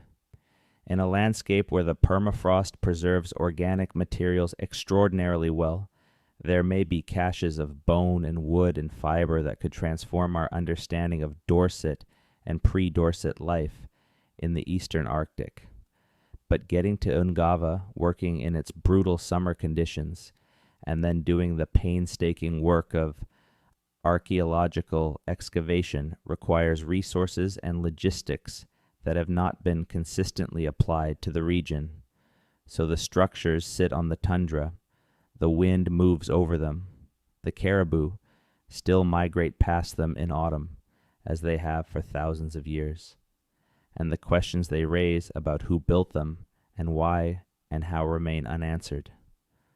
Let us go now to a mystery that involves not stone or bone, but copper, and a trade network that was even more vast and ancient than the one that brought Gulf of Mexico shells to northern Ontario. The Lake Superior Basin contains one of the most extraordinary natural copper deposits in the world. Native copper, metallic copper, found in its pure form rather than as an ore requiring smelting, occurs in enormous quantities on the Keweenaw Peninsula of Michigan and on Isle Royal, the large island in the western end of Lake Superior that now belongs to the state of Michigan, but sits much closer to the Ontario shore. Additional native copper deposits occur elsewhere around the lake, including on the Ontario side. This copper has been mined and worked by humans for thousands of years. The period of most intensive copper working in the Great Lakes region is called, straightforwardly, the Old Copper Complex, and it represents one of the earliest metalworking traditions in the world. The Old Copper Complex dates from approximately 3000 BC to 1000 BC, roughly the same period as the early Bronze Age in Europe and the Middle East, though the two traditions developed independently. The people of the Old Copper Complex did not smelt copper. They worked it cold through a technique called cold hammering, where the native copper is struck repeatedly with stone hammers until it takes the desired shape. They also used annealing, heating the copper and then cooling it rapidly to make it more workable. Through these techniques, they produced an extraordinary range of objects: points for spears and knives, fish hooks, awls, bracelets, beads, and ornamental objects of considerable sophistication. The amount of copper extracted from the Lake Superior Basin during this period is staggering. Archaeological excavations on the Keweenaw Peninsula have found ancient mining pits, some of considerable size, where stone hammers and pry bars were used to extract copper from the bedrock. Estimates of the total copper removed from the Lake Superior region during the Old Copper Complex period range from several hundred to over 1 billion pounds. These numbers are contested, and the higher estimates are likely exaggerated, but any figure in this range represents an industrial-scale mining operation sustained over many centuries. Where did all that copper go? Some of it was used locally by the peoples of the Great Lakes region, traded within regional networks, but copper objects from Lake Superior have been found in burial mounds and archaeological sites across a vast area of eastern North America, from the Gulf of Mexico to the Canadian Shield, from the Atlantic coast to the Mississippi Valley. The distribution of Lake Superior copper tracks the extent of the trade networks that connected pre-contact North America. This brings us to the mystery. Archaeologists can identify Lake Superior copper by its trace element signature. The chemical composition of native copper from the Keweenaw Peninsula is distinctive enough that when a copper artifact found anywhere in North America is analyzed, researchers can determine with considerable confidence whether it came from Lake Superior. When researchers began applying this technique systematically, the results expanded the known distribution of Lake Superior copper beyond what anyone had expected. Copper from Lake Superior shows up not just across the eastern two-thirds of North America, but in locations that raise deeper questions about the nature and extent of pre-contact trade. The specific debate about the outer limits of the Lake Superior copper distribution is ongoing and contested. What is not contested is that the copper moved, and it moved in large quantities, over enormous distances, for thousands of years before European contact. The people who mined it, traded it, worked it into objects, and exchanged those objects with partners thousands of kilometers away were participants in a continental economy of enormous scale and complexity. This economy had no currency in the Western sense, no government to regulate it, no single coordinating power. It operated through networks of gift exchange, kinship obligations, ceremonial relationships, and the accumulated trust of generations of trading partners. It moved objects from their points of origin to their points of consumption across distances that, without horses, without wheels, required weeks or months of travel by canoe and on foot. To move copper from the Keweenaw Peninsula to the Gulf of Mexico required crossing what is now Michigan, Indiana, Illinois, and the southern states through different cultural territories, past peoples who spoke different languages and had different customs. The copper passed through many hands.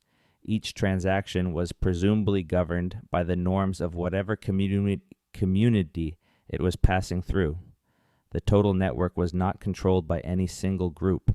It was a distributed system sustained by the mutual interests of countless communities across the continent. That is a remarkable thing.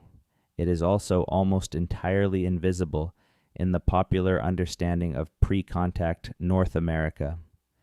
The copper trade raises a question that archaeologists have been examining in the Great Lakes region for decades.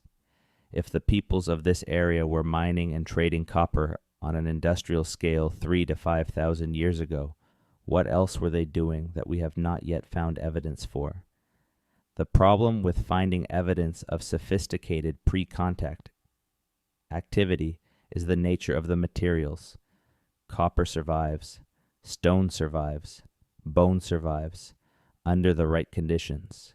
But wood rots, fiber rots, leather rots, the enormous majority of what people made and used in pre-contact North America, the canoes that carried the copper, the clothing that kept the miners warm, the structures that housed the trading communities, the baskets and bags and nets and ropes that were as essential to daily life as any copper tool, all of that is gone.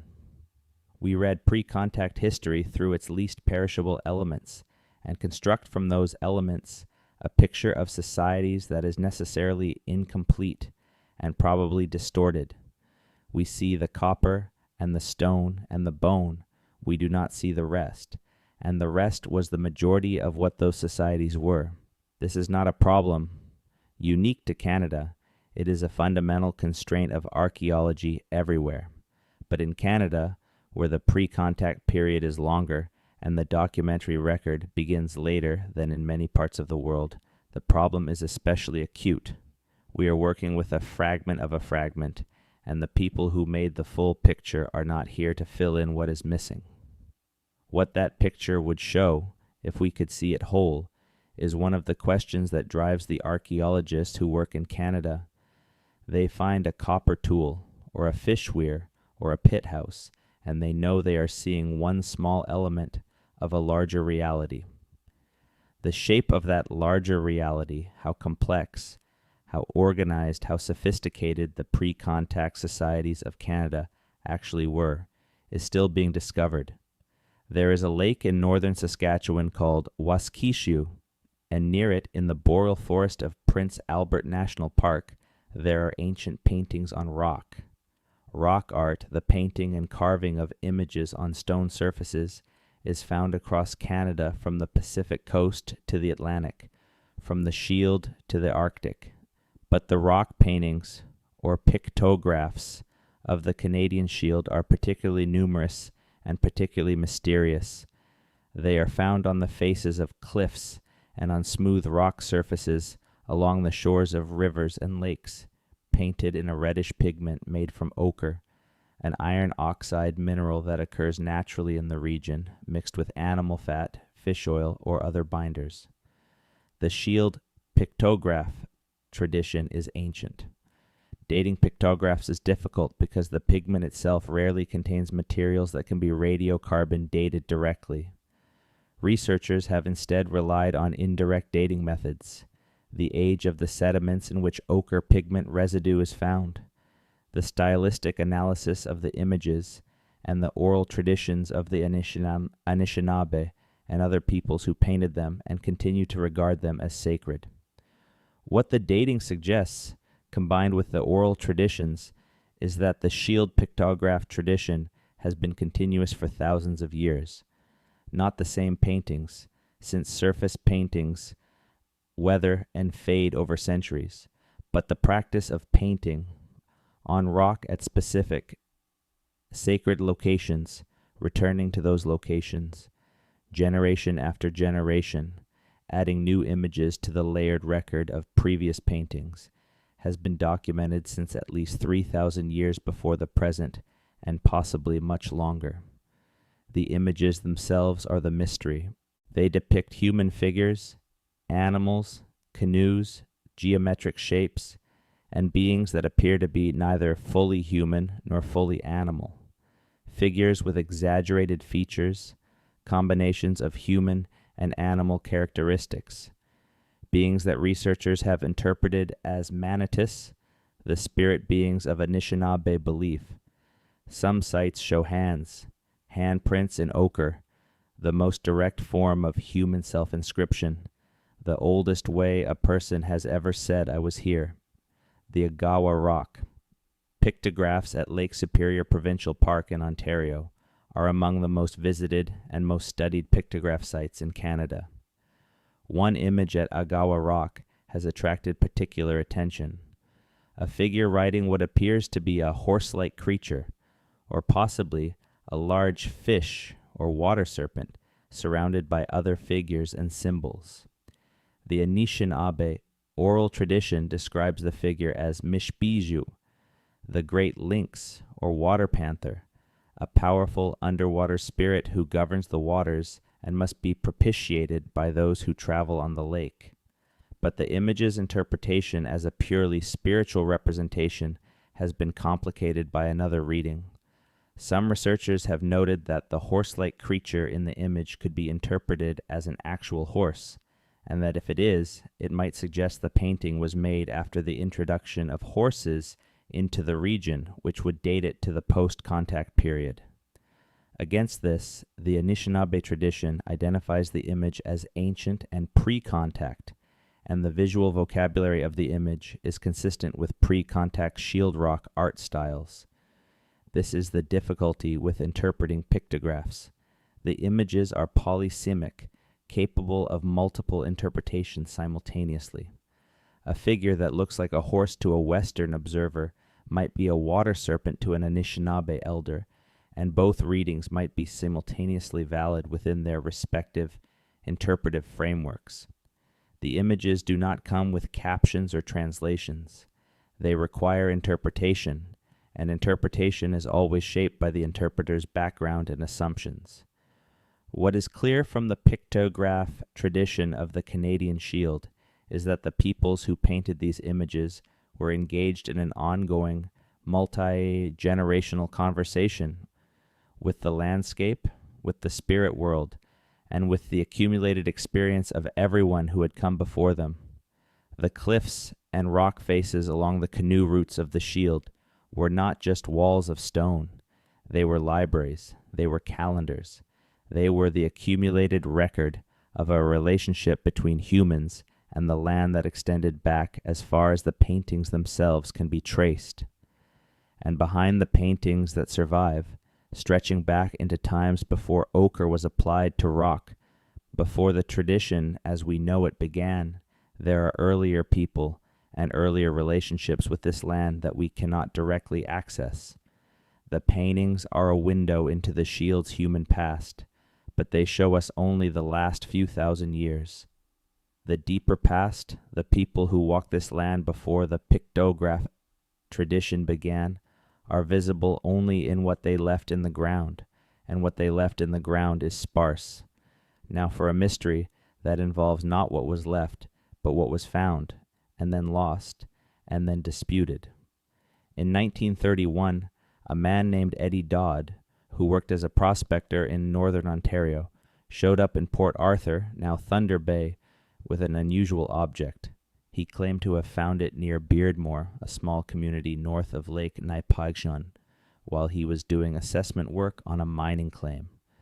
The object was a sword, not a recent sword, not a bush knife, but an iron sword of clearly antique design, together with what appeared to be a shield grip and a piece of chainmail.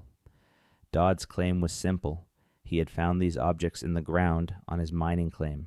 He had dug them up himself. When experts at the Royal Ontario Museum in Toronto examined the artifacts, they were remarkable. The sword was identified as Norse in origin, dating to approximately the 10th or 11th century AD. The shield grip and mail fragments were consistent with the same origin and period. If genuine and if found where Dodd claimed, they would be the most significant evidence of Norse penetration into the Canadian interior ever discovered, placing Norse travelers not on the coast of Newfoundland, but hundreds of kilometers inland, deep in the wilderness of northern Ontario, more than 1,000 kilometers from L'Anse aux Meadows. The ROM acquired the artifacts, and they became a sensation. The Beardmore relics, as they became known, were displayed prominently, cited in books and articles, and held up as evidence that the Norse had ranged much further into North America than the Vinland sagas suggested. Then the doubts began. A man named James Hansen came forward to claim that the artifacts had not been found in the ground at Beardmore at all. He said that he recognized them as objects that had been in the basement of a house in Port Arthur, belonging to a man who had collected them in Norway. He said the artifacts had been in that basement before Dodd ever went to Beardmore, and that Dodd had somehow acquired them and fabricated the story of their discovery. The subsequent investigation was messy.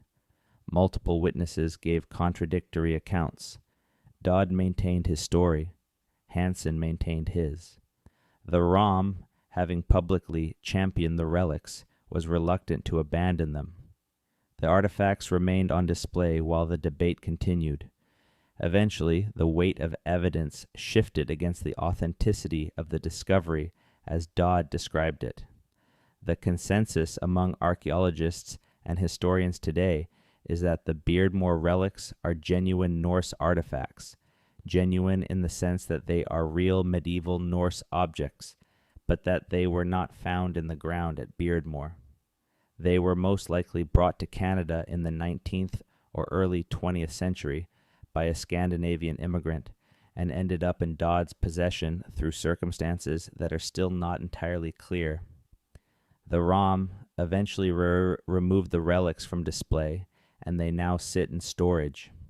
The Beardmore affair is instructive, not because it confirms Norse penetration into northern Ontario, which it does not, but because it illustrates the intense desire that exists in Canadian culture and in North American culture more broadly to find evidence of pre-Columbian contact, to push the boundaries of known history further back, to find that this land was reached by extraordinary travelers from the other side of the world, before the voyages of Columbus and even before the documented Norse expeditions.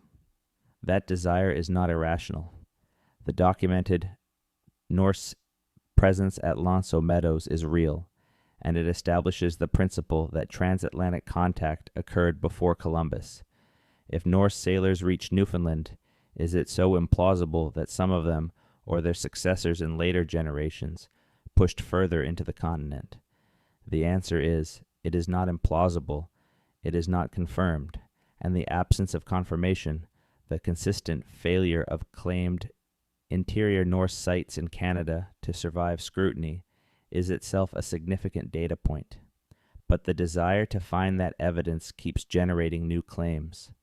Every few years, a new site, a new inscription, a new artifact turns up somewhere in the Canadian interior, with someone arguing it is Norse, or Celtic, or Phoenician, or something else entirely. Each one is investigated, most are debunked, a few remain genuinely uncertain, and each one is a reminder that the history of Canada before European contact is still, in many of its most important aspects, unwritten. Move now to a very different kind of mystery, one that exists not in stone or metal or bone, but in the sky. The Cree and Ojibwe peoples of the Canadian Boreal forest have a tradition of knowledge about the night sky that is ancient and sophisticated. The star knowledge of the Shield peoples is encoded in oral traditions, in the names given to constellations, in stories that use celestial events to mark seasons and guide navigation, in ceremonial practices tied to the movements of specific stars and planets. This is not unusual. Virtually every indigenous culture around the world has developed sophisticated astronomical knowledge, because the sky is the universal reference system, the one consistent framework that works everywhere on Earth and that requires no technology beyond careful observation to access. The peoples of the Canadian Shield, like the peoples of Stonehenge's builders or the Maya astronomers, watched the sky with great attention and developed frameworks for understanding what they saw.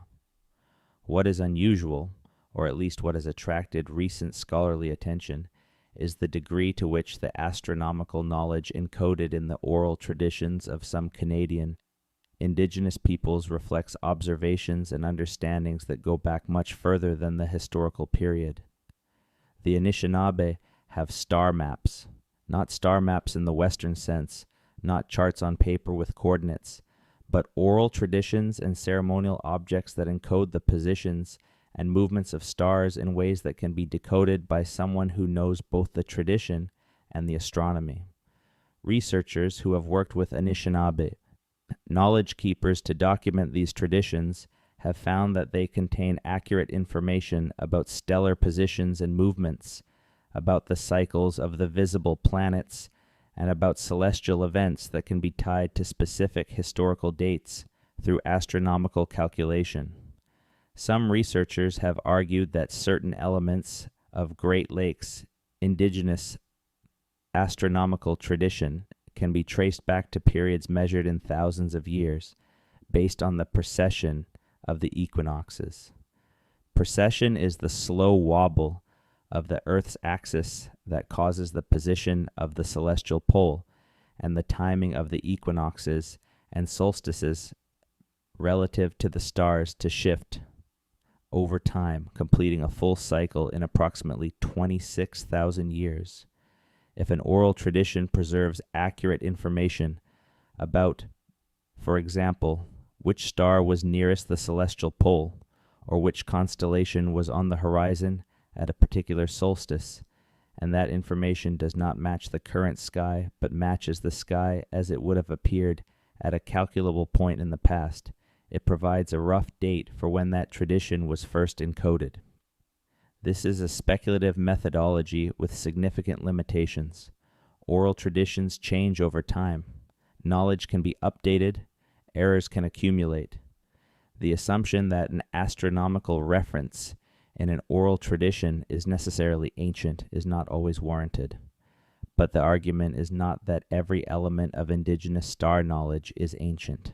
It is that some specific elements that involve information about the sky that would be accurate at a specific point in the past and inaccurate at all other points may encode genuine archaic knowledge, memories of how the sky looked thousands of years ago, preserved in tradition through to the present. If this is true, even partially, it means that the oral traditions of the peoples of the Canadian Shield contain some of the oldest scientific knowledge on Earth, knowledge about the sky that was accurate millennia. Before writing was invented, preserved through an unbroken chain of human memory across hundreds of generations. That is a staggering thought. The oral traditions of the boreal forest peoples as a kind of astronomical archive, encoding observations made when the climate was different, when the megafauna still walked the land, when the lakes were still rising from the glacial melt, preserved not in stone or on paper, but in the minds and voices of generation after generation of people who kept the knowledge alive because the knowledge mattered, because knowing the sky meant knowing when to move camp, when to expect the salmon run, when the caribou would cross, when to plant and when to harvest, when to perform the ceremonies that maintained the relationship between the people and the world they lived in. The knowledge is old. How old? We cannot say precisely, but it is old in a way that most of the written records we think of as ancient are not, and it is still here, still being told, still being used by the people who have carried it across the millennia. Let us return to the coasts and to a mystery that sits at the edge of the known world.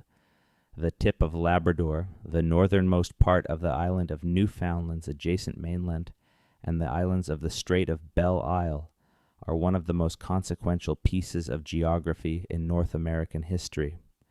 This narrow passage between Labrador and Newfoundland was the main route of entry into the Gulf of St. Lawrence from the Atlantic, and it was through this strait that the early European explorations of the interior began.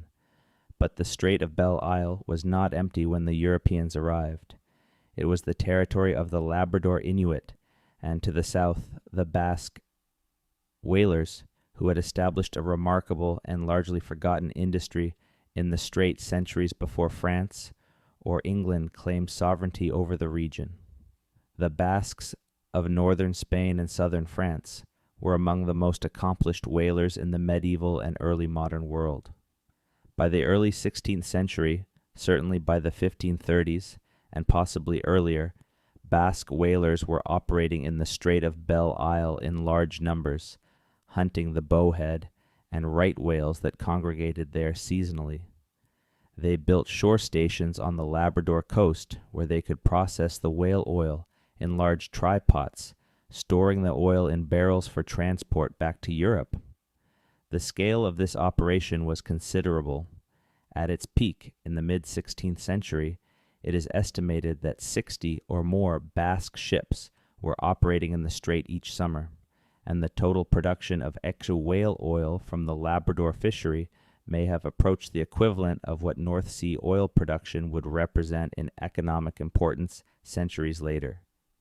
The discovery and archaeological documentation of this Basque whaling industry in Labrador, centered on the site of Red Bay, is one of the great achievements of Canadian historical archaeology.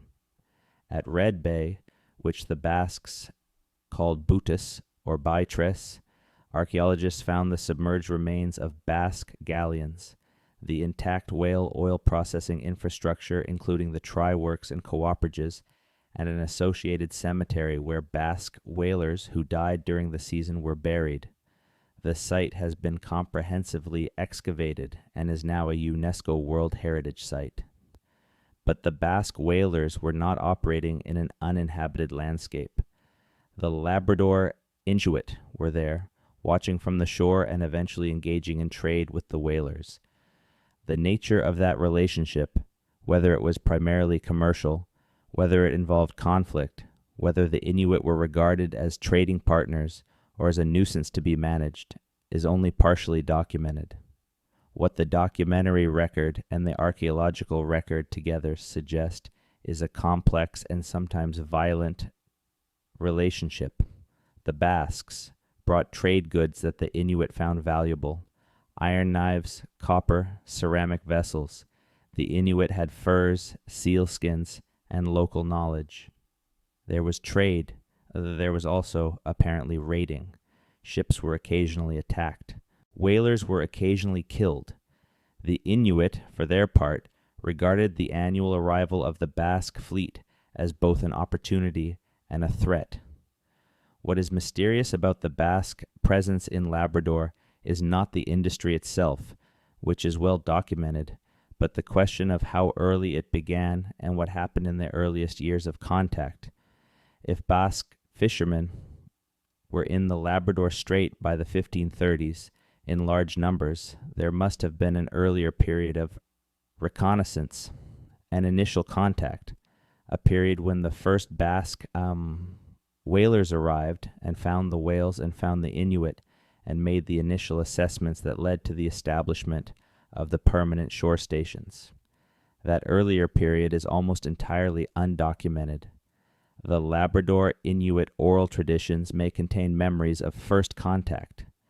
Documenting and analyzing those traditions is ongoing work, but the question of what the first Europeans in Labrador encountered and what the Labrador Inuit made of the first Europeans is one where the historical record gives way to silence, and the silence is filled only by inference and imagination.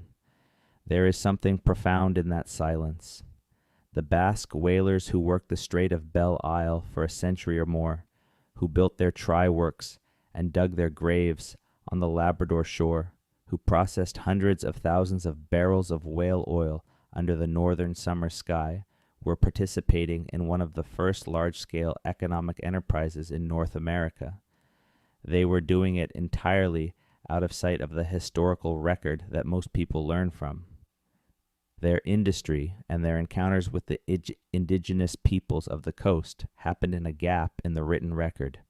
Only the archaeology and the slowly documented oral traditions fill that gap.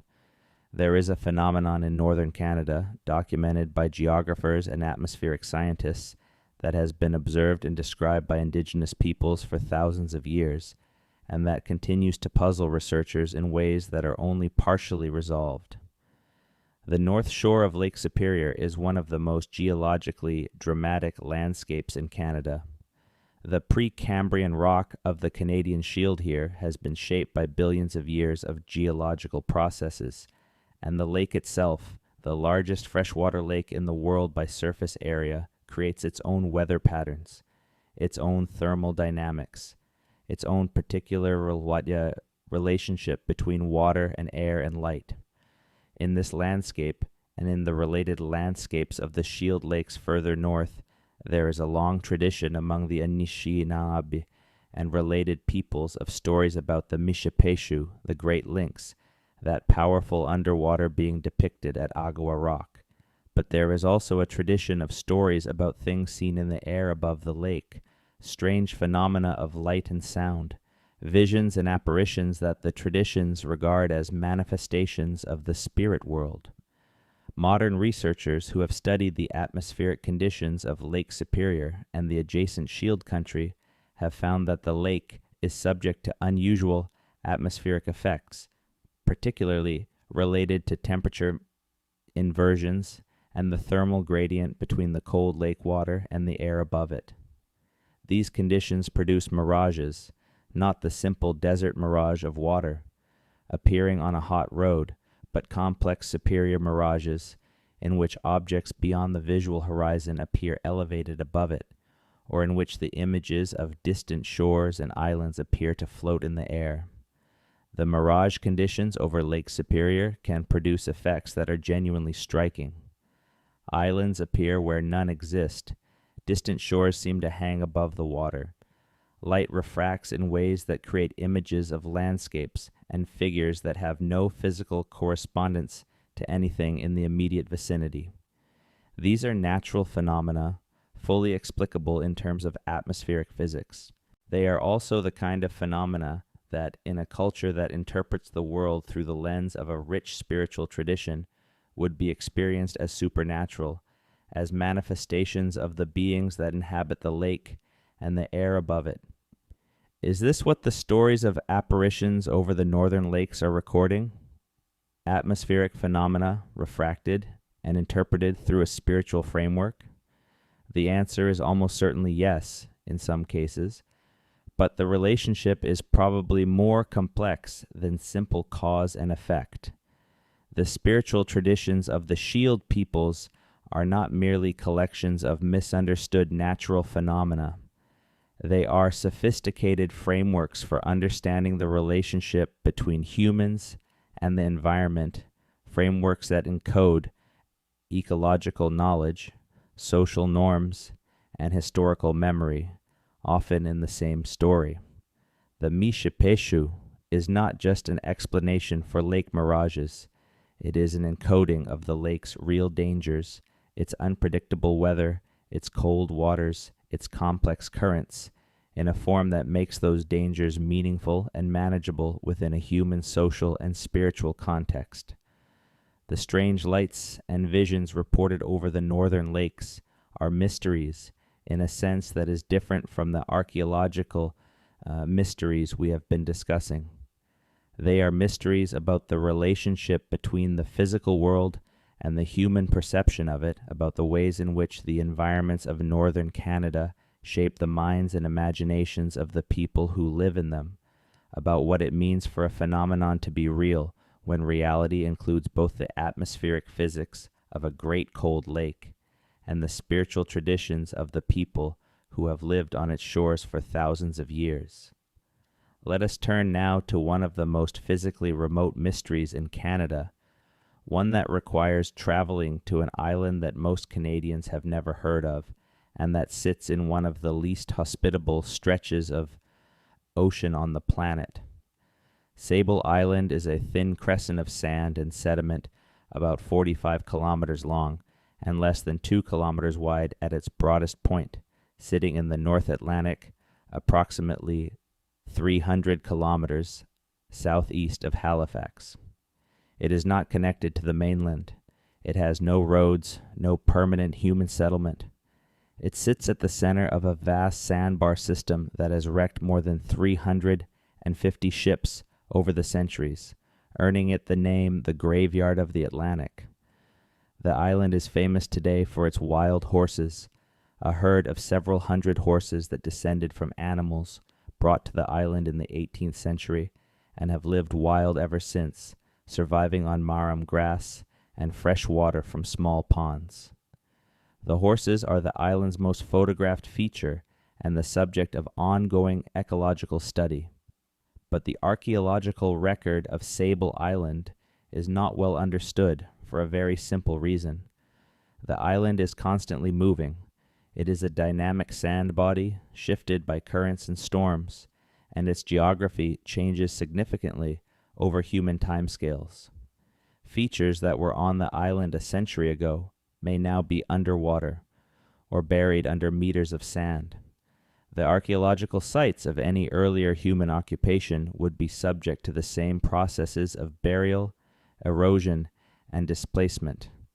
What the historical record tells us is that there were human occupants of Sable Island who preceded the English and French claimants of the colonial period. Portuguese fishermen knew the island by the early 16th century and may have landed on it. A French attempt to establish a colonization settlement on the island in the 1590s resulted in a notorious failure. 60 convicts and other settlers were marooned there, and after 5 years of catastrophic losses to the environment and to each other, 11 survivors were recovered by a rescue ship. The settlement left no lasting mark on the island, but there are persistent reports in the earliest European accounts of the island of finding evidence of earlier human occupation. Ruins, post holes in the sand, objects that could not be attributed to the known parties who had visited the island. Some of these reports are too vague or too poorly documented to assess.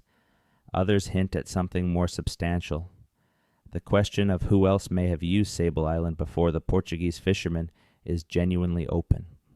The island sits in the midst of the Grand Banks, one of the richest fishing grounds in the Atlantic, and the banks were known to European fishermen, including Basque, Portuguese, and English boats from at least the early 1500s and possibly earlier, with some historians arguing for pre-Columbian knowledge of the Banks fishery among European Atlantic fishermen who kept their knowledge secret for competitive reasons. The native peoples of the maritime region, the Mi'kmaq, were accomplished maritime peoples whose territory extended to the outer limits of their canoe range from the Nova Scotia shore.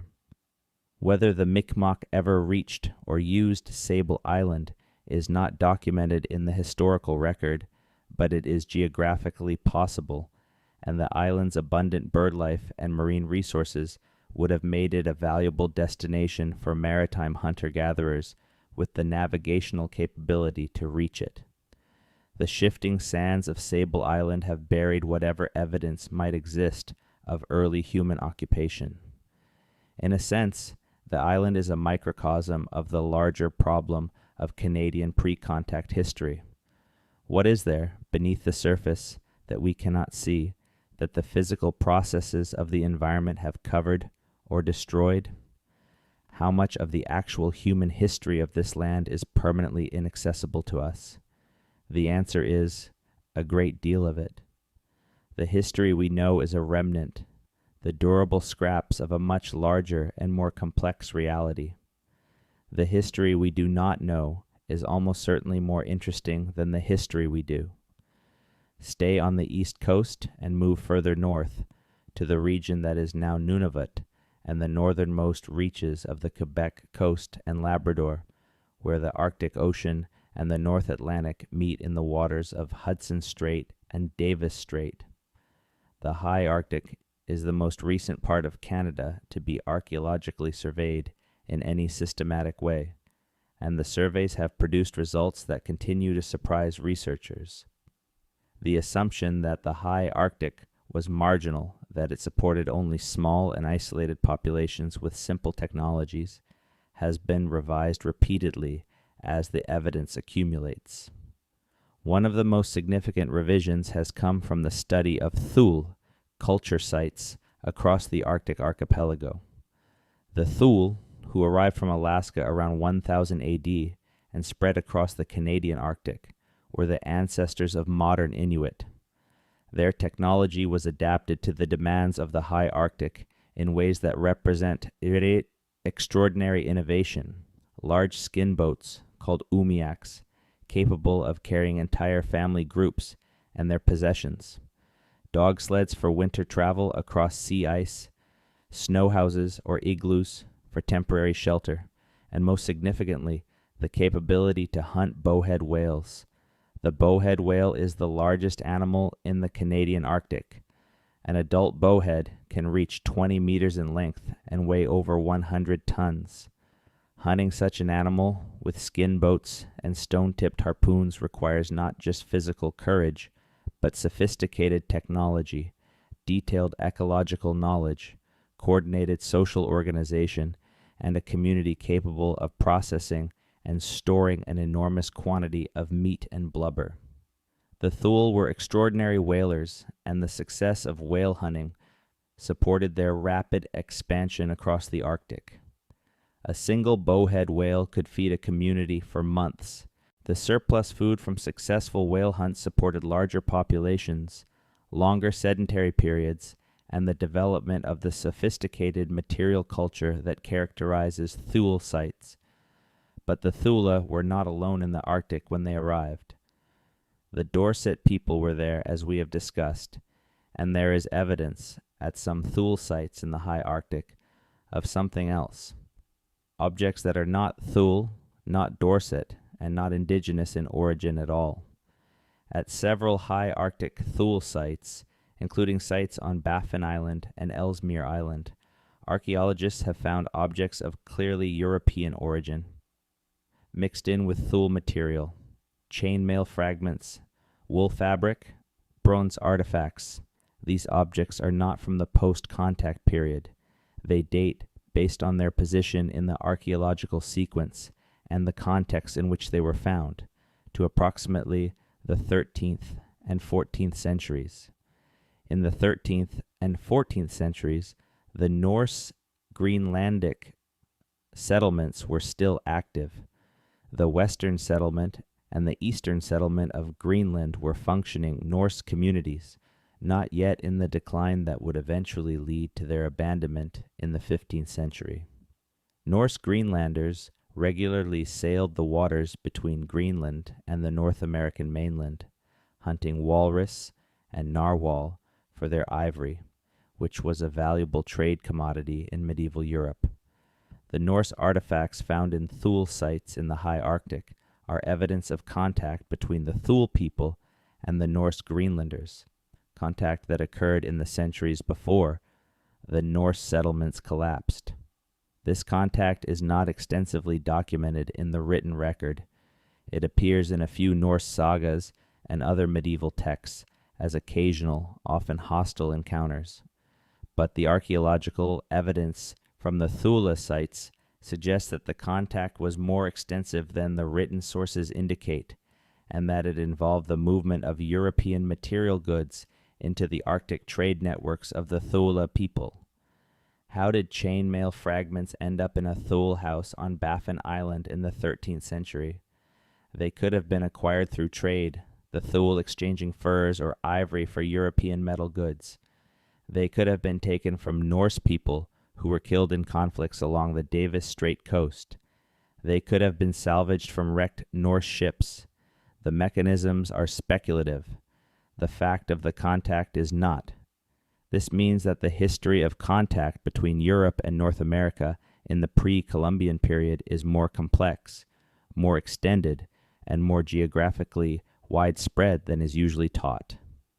The Norse were in Newfoundland around 1000 AD.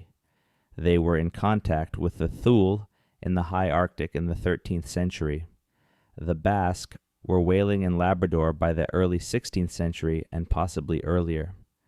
And behind all of these documented contacts are the undocumented ones, the fishermen who found the banks before anyone wrote down that they had found them, the Basque, whalers who preceded the first documented season, the Norse Greenlanders who ranged further than the surviving saga's record.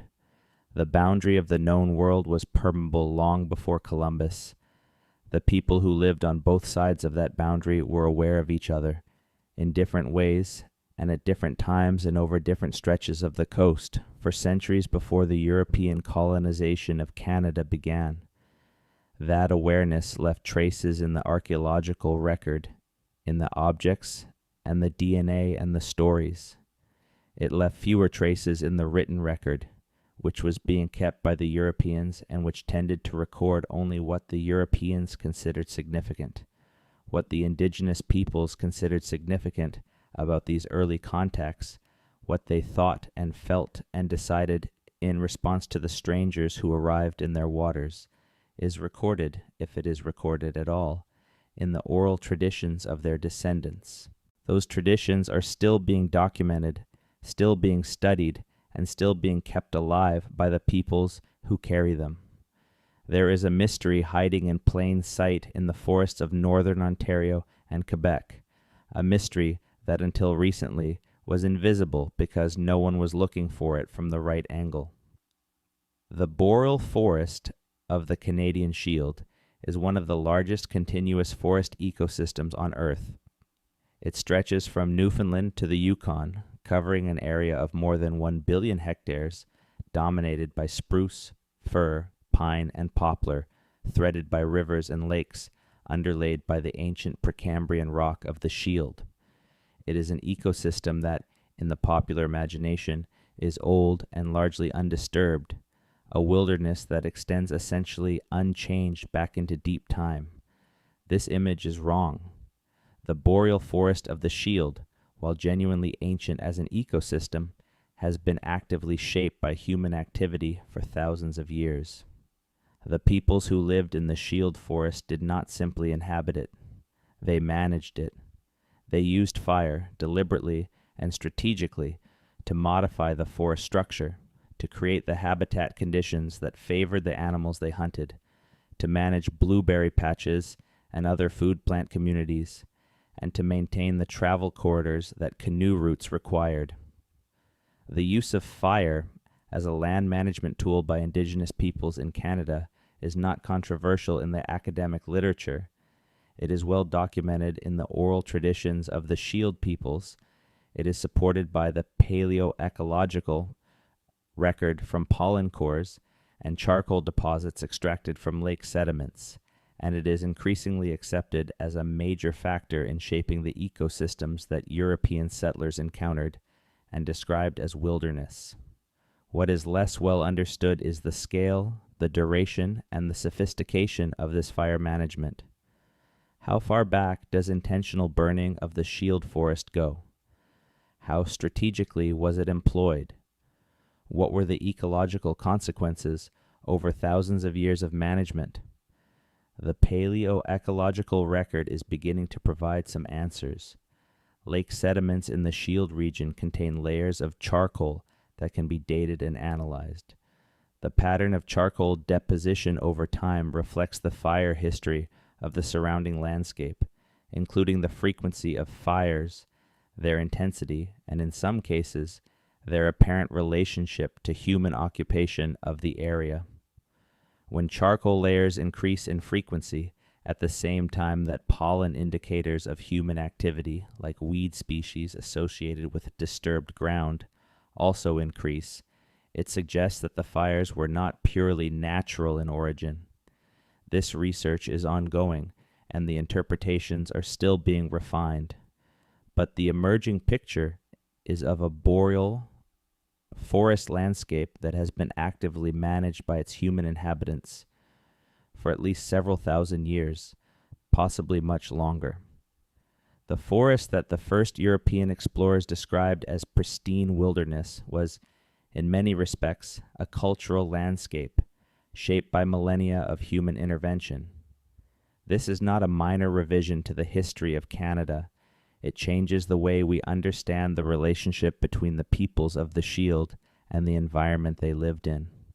It changes the way we understand what European colonization disrupted. It changes the ecological baseline against which we assess the changes of the past 5 centuries. And it raises a question about the deep past that is still not fully answered.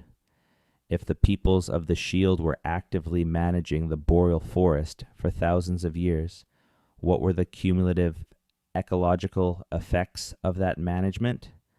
The forest we see today is not the forest of 500 years ago, which was already a managed landscape. The forest of 500 years ago was not the forest of 2,000 years ago. How different was the pre-contact boreal forest from what we imagine, and how much of its character was the product of human agency across deep time? These are questions that ecologists and archaeologists and historians are working on together in the kind of collaboration that produces genuinely new understanding. The answers will take years more to emerge, but the question itself, the recognition that the wilderness of Canada has never been quite as wild as the settlers who arrived here believed, is already a significant shift in understanding. We have traveled a long way through the mysteries of ancient Canada. Let us rest for a moment with a mystery that is simpler in its physical form, but no less profound in its implications. At dozens of locations across the Canadian Shield, carved into the bedrock along old canoe routes, there are marks, not petroglyphs in the conventional sense, not the ochre paintings on cliff faces, not the elaborate figurative art of Agawa rock or the Peterborough petroglyphs. These are simpler marks, grooves carved or ground into the surface of exposed bedrock at points where canoe travelers would have stopped, at portages and campsites and river crossings. Some of these marks are clearly tool-sharpening grooves, where stone tools or later metal tools were sharpened against the abrasive surface of the rock. This is a well-understood phenomenon found at sites around the world, but other marks are harder to categorize. Counting marks, perhaps. Territorial markers. The accumulated work of many hands over many years, generations of travelers stopping at the same point and leaving some small mark on the rock.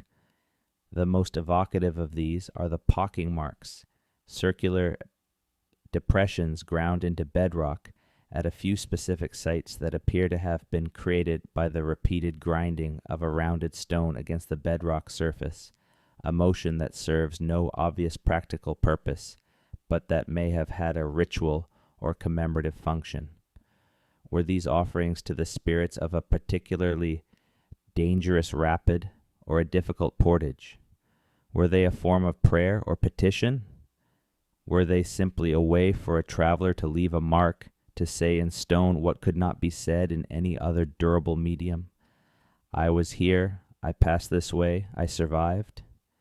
The canoe routes of the shield were not just practical transportation networks. They were known, named, storied landscapes. Every difficult rapid had a name and probably a story. Every portage had its associated traditions, its warnings and recommendations, its accumulated lore from generations of travelers who had passed this way before. The marks in the rock are the material residue of that lore, the tangible trace of countless journeys through a landscape that was deeply known and deeply meaningful to the people who traveled it. Those routes are still there. Many are still traveled by canoeists today. The marks are still on the rock.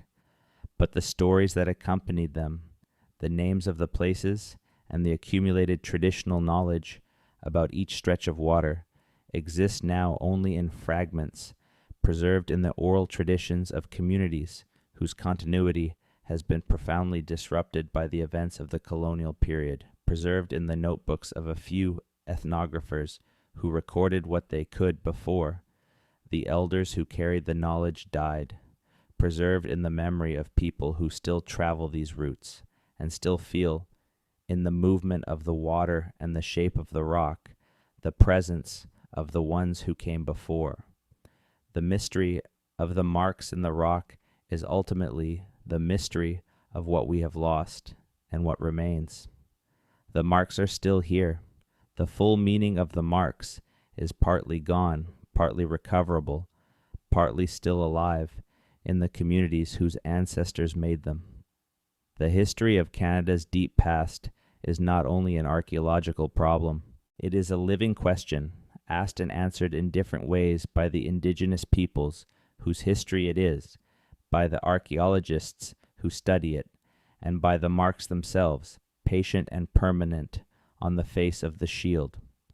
Now let us speak of the Wendigo. The Wendigo is a being from the spiritual traditions of the Algonquian speaking peoples of the Boreal forest, including the Ojibwe, Cree, and related groups.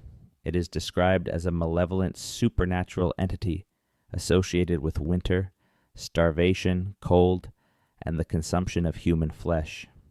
It is enormous, gaunt, with a heart of ice. It is said to embody the worst extremes of human behavior under extreme deprivation, and in some traditions it is said that a human being can become a Wendigo through the act of cannibalism. The Wendigo tradition has been written about extensively by anthropologists, folklorists, psychologists, and popular writers. It is one of the best-known elements of Canadian Indigenous spirituality outside of Indigenous communities themselves. It has been appropriated into horror fiction, film, and popular culture to a degree that has distorted its original meaning almost beyond recognition. What makes the Wendigo relevant to a discussion of ancient Canadian mysteries is not its role in horror fiction, but the questions its existence raises about the psychological and social history of the Boreal forest peoples. The Boreal forest is not an environment of plenty. For the peoples who lived in it before the fur trade, before the introduction of firearms, before the network of trading posts that brought alternative food sources into the region, the winter was a genuine survival challenge. Starvation was not an abstract risk. It was a real and recurring experience for forest hunter-gatherer communities, particularly in years when the caribou herds failed to arrive or the moose population crashed. The Wendigo tradition, many anthropologists have argued, can be understood as a social mechanism for managing the threat of starvation-induced cannibalism. The taboo against cannibalism, encoded in the figure of the Wendigo, and the profound social stigma attached to any act or even accusation of Wendigo behavior served to make cannibalism unthinkable, even in the most extreme circumstances, protecting the social fabric of communities under maximum stress. There are historical records from the early contact period of cases referred to as Wendigo psychosis, in which individuals in communities experiencing severe starvation reportedly developed an overwhelming desire to consume human flesh and were treated by their communities according to protocols that sometimes included execution. These cases are documented in accounts by European traders and missionaries and were treated by early anthropologists as evidence of a genuine culture-bound mental illness, a psychosis specific to the cultures in which the Wendigo tradition existed. More recent scholarship has been more skeptical of the Wendigo psychosis concept, questioning whether the historical accounts are reliable and whether the European observers were equipped to accurately interpret what they were witnessing. The current academic view tends to treat the historical cases as complex social events, shaped by the specific stresses of starvation and the specific cultural frameworks of the communities involved, rather than as evidence of a discrete mental illness. But the existence of the Wendigo tradition, its depth, its geographical spread across the boreal forest cultures, and its apparent role in managing one of the most extreme threats faced by forest hunter-gatherer communities, all of this is a window into the psychological landscape of ancient Canada. The peoples of the boreal forest faced winters that could kill, famines that emptied the land, cold that penetrated every shelter. The Wendigo is what those experiences look like when they are given shape and name and placed within a spiritual framework that makes them meaningful and manageable. The Wendigo is a mystery, not in the sense of being unexplained, but in the sense of being a window into an experience of the Canadian landscape that most Canadians today will never know. The experience of genuine, life-threatening isolation in the boreal winter, when the resources of the forest are exhausted and the nearest other human beings are days or weeks away, and the cold is the only reliable presence. The people who lived that experience for thousands of years developed a tradition that acknowledges its worst possibilities and surrounds those possibilities with every cultural tool available to prevent them from being realized. That tradition is itself a kind of ancient knowledge, a technology of human survival in extreme conditions, encoded in a story about a monster made of ice. Let us approach the end of our journey through the mysteries of ancient Canada with a final question, one that underlies all of the specific mysteries we have examined. What is the proper way to tell the history of a land when the people who have lived in that land the longest have not been the ones writing the history? The history of Canada before European contact has been told, for the most part, by people who arrived after it was already largely over. The archaeologists who excavated Oak Island, the Bluefish Caves, the mounds at Rainy River, the pit houses at Keatley Creek, the Thule sites of the high Arctic, these were mostly non-Indigenous researchers, trained in Western academic traditions, using frameworks and methodologies developed in Europe and applied to a North American context. The history they produced is real and valuable, and much of it is accurate as far as it goes. But it is inevitably incomplete because it lacks the other half of the conversation. The other half of the conversation is the oral traditions, the ceremonial knowledge, the ecological understanding, the genealogical memory, the place name systems, the accumulated practical and spiritual knowledge of the peoples who have lived in Canada for thousands of years and whose relationship with this land did not end with European contact. That knowledge has been suppressed, disrupted, and in too many cases destroyed by the events of the colonial period. It has also survived, in part precisely because the peoples who carry it have been persistent and determined in maintaining it against extraordinary pressure. The archaeology of ancient Canada and the oral traditions of Canada's Indigenous peoples are not separate sources of information about the same history. They are different kinds of knowledge produced through different processes and encoding different kinds of truth that need to be used together to produce the most complete possible understanding of the human past of this land. When archaeologists work in collaboration with Indigenous communities, when oral traditions are taken seriously as historical sources rather than dismissed as myth, when the descendants of the people who built the fish, weirs, and the pit houses and the medicine wheels are involved in the interpretation of those structures, the history that emerges is richer and more accurate than either source alone can produce. This is not a new insight. Indigenous scholars and community members have been making this argument for decades. What has changed slowly and unevenly is the degree to which the academic establishment and the broader Canadian public are beginning to accept it. The mysteries of ancient Canada are not just puzzles to be solved by scientific investigation. They are questions about the people who have lived in this land, whose ancestors are buried in its soil, whose traditions encode knowledge about its rivers and forests and skies that has accumulated over more generations than any written record can encompass.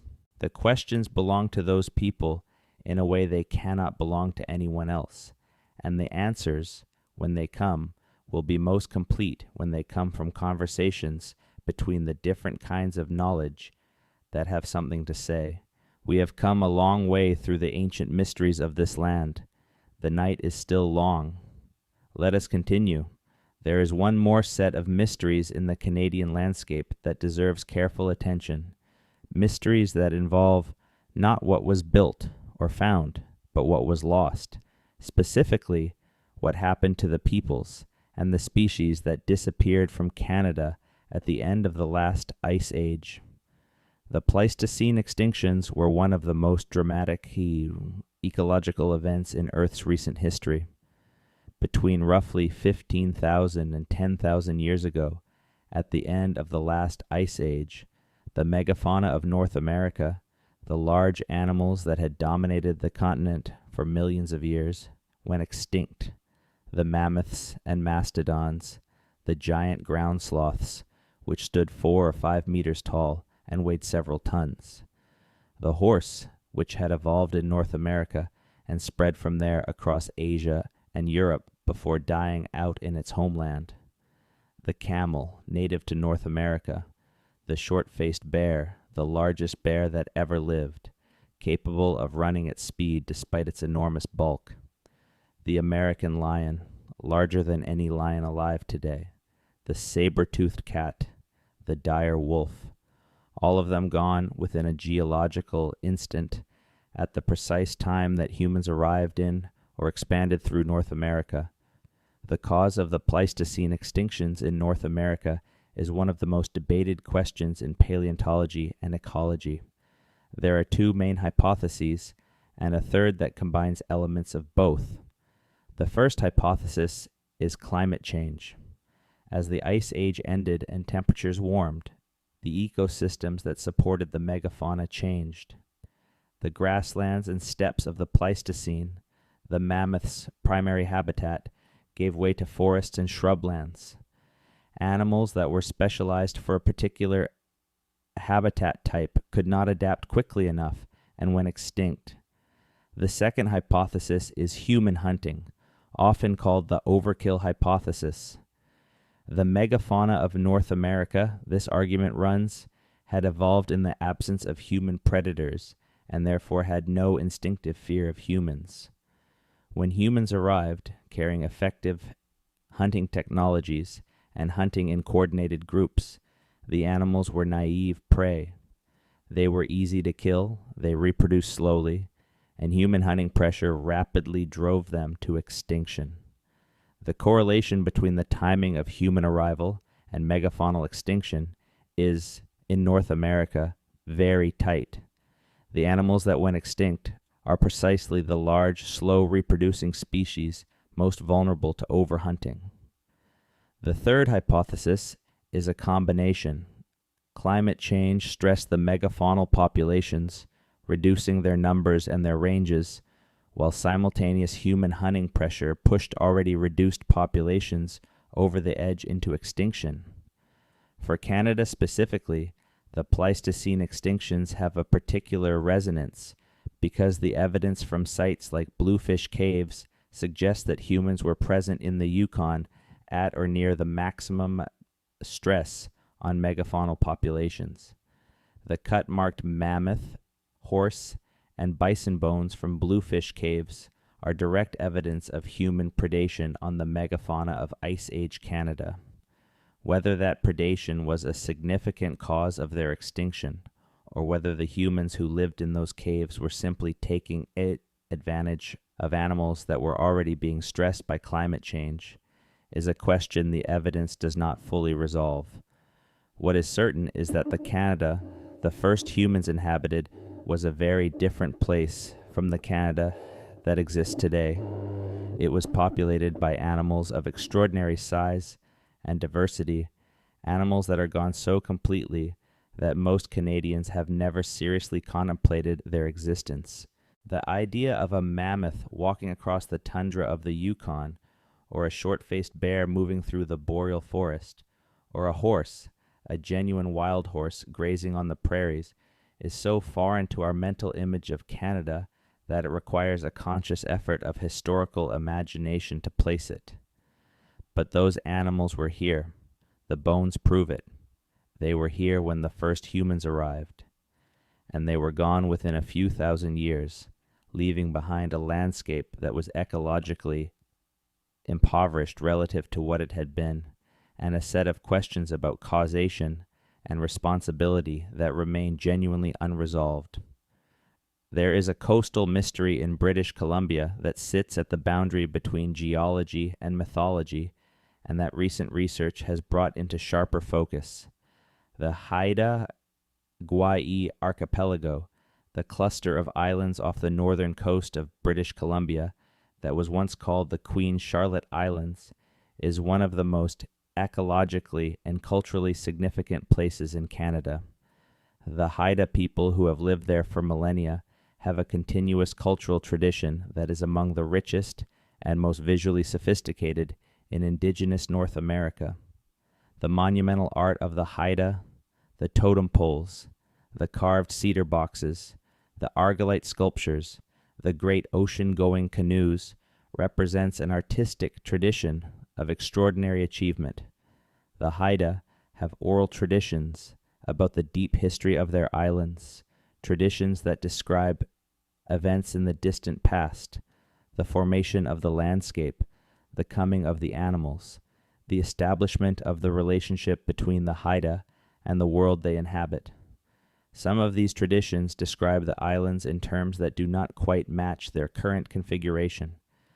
They describe land connections, passages between islands, landscape features that do not exist today.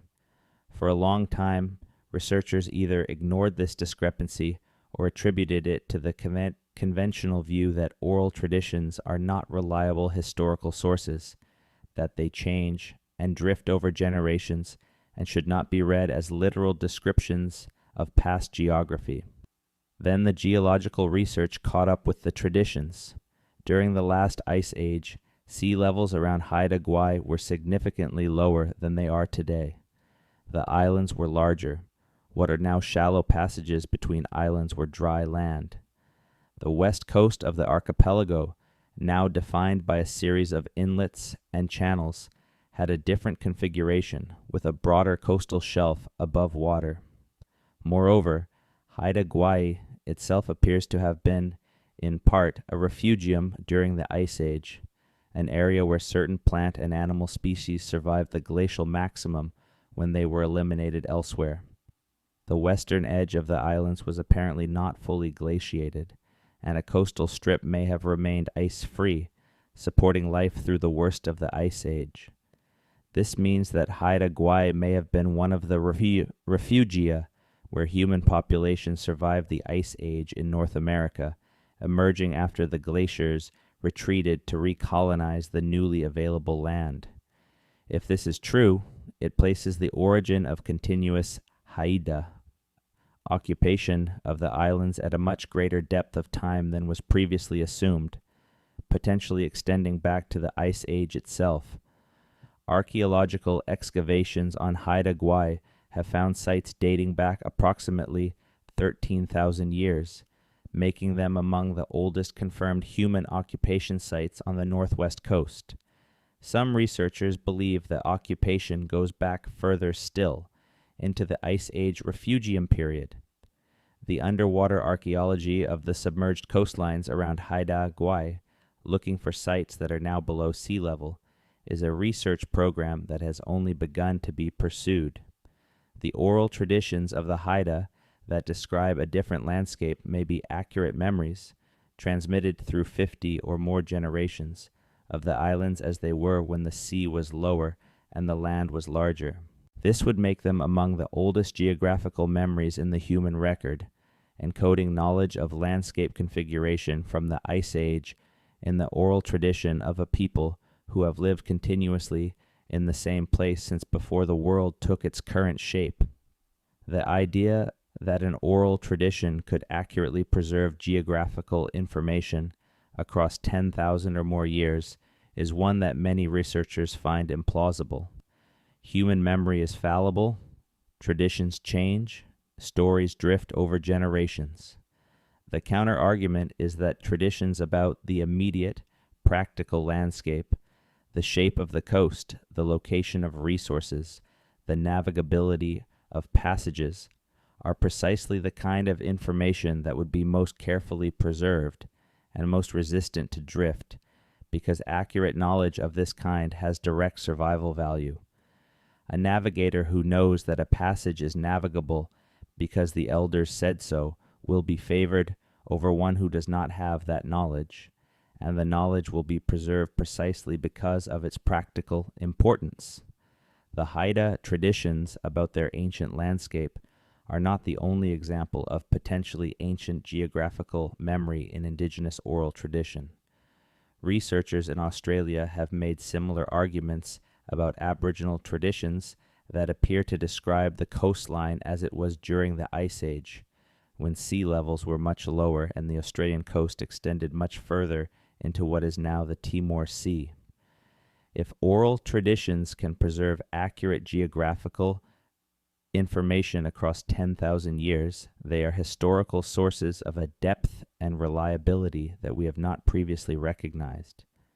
The implications for the history of ancient Canada would be significant because the oral traditions of Canada's Indigenous peoples describe landscapes, ecological conditions, and events that, if taken seriously as historical sources, extend the documented history of this land far beyond what the archaeological record alone can provide. This is not a settled question. It is a research frontier, a place where different disciplines and different ways of knowing are beginning to engage with each other in ways that may, over time, produce a richer and deeper understanding of the human history of Canada. We have spoken of copper and stone and bone and wood. We have spoken of fish, weirs, and pit houses, and medicine wheels, and burial mounds. We have spoken of the Norse and the Basque, and the question of who came to this land before the history books say anyone arrived. We have spoken of extinctions and migrations, and the slow rebound of the land itself from the weight of the ice. Let us speak now of the most intimate mystery of all, language. Before European contact, Canada was home to an extraordinary diversity of languages. Linguists estimate that somewhere between 50 and over 100 distinct languages, depending on where the line is drawn between language and dialect, were spoken in what is now Canada before European colonization. These languages belong to multiple different language families, groups of languages related by common descent from a shared ancestral language, and the relationships between these language families and the time depths involved are among the most contested and least understood questions in North American linguistics. The Algonquian language family is the most geographically widespread Indigenous language family in Canada, extending from the Atlantic coast across the Shield and the prairies to the Rocky Mountains. The Algonquian languages, including Cree, Ojibwe, Mi'kmaq, Blackfoot, and many others, share a common ancestor that linguists call Proto-Algonquian, reconstructed through the comparison of modern languages using the same methods used to reconstruct Proto-Indo-European, the ancestor of the European language families.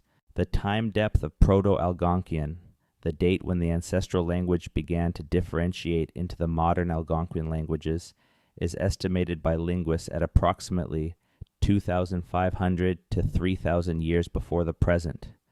This means the Algonquian language family is roughly as old as the differentiation of the major European languages from Proto-Indo-European, which also began its major diversification several thousand years ago. But the Algonquian languages are not the only Indigenous languages of Canada, and some of the other language families are more mysterious in their relationships and their history. The Athabascan language family, spoken across a vast area of interior, Alaska and Canada, and with outliers in the American Southwest and along the Pacific coast, is clearly related through the Na-Dene hypothesis to certain languages of the Pacific Northwest. The extent and nature of that relationship and what it implies about the prehistory of the peoples who speak these languages is actively debated. More mysterious still are the language isolates, languages that appear to have no demonstrable genetic relationship to any other language family. Haida, the language of the Haida people of Haida Gwaii, is the most significant language isolate in Canada. It has been compared to various other language families over the years, including Na-Dene and various Asian language families, and none of these comparisons has produced convincing evidence of genetic relationship. Haida appears to be a genuine isolate, a language whose closest relatives, if they exist, are unknown. The existence of language isolates is significant because it implies a history of linguistic diversification far older than the reconstructible time depth of most language families. A language becomes an isolate, genetically speaking, when it has been separate from its relatives for long enough that the shared ancestry is no longer detectable through standard comparative methods.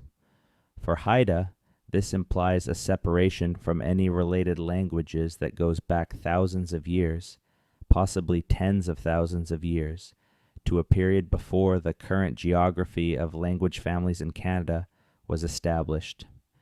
If Haida has been an isolate, separated from its relatives for a very long time, and if the Haida have been in Haida Gwaii for as long as the archaeological evidence suggests, then the linguistic history of Haida Gwaii is very ancient, possibly reaching back to the Ice Age Refugium period.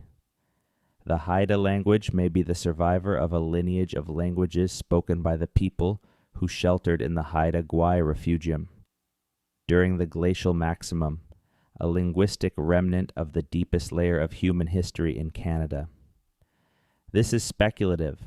Linguistics cannot confirm it with the evidence currently available, but it is a coherent hypothesis consistent with what we know about the history of Haida Gwaii, and it raises the possibility that the language spoken by the Haida people today is the descendant of a language spoken by people who lived on the same islands 20,000 years ago. People who watched the glaciers advance and retreat and emerge from the worst of the Ice Age still speaking, in some form, the ancestor of the language their descendants speak today. Language is the most human of things. It is the medium through which knowledge, memory, identity, and relationship are transmitted across time. A language that has survived from the Ice Age, maintained through countless generations in the same place, is not just a tool for communication. It is a living link to the deepest past of the human presence in Canada. Every Haida word spoken today is a connection to people whose names we do not know and whose lives we can barely imagine. People who survived the Ice Age on a chain of islands off the coast of what is now British Columbia, and who passed their language, generation to generation, all the way to the present. Let us sit for a moment with the weight of what we have covered.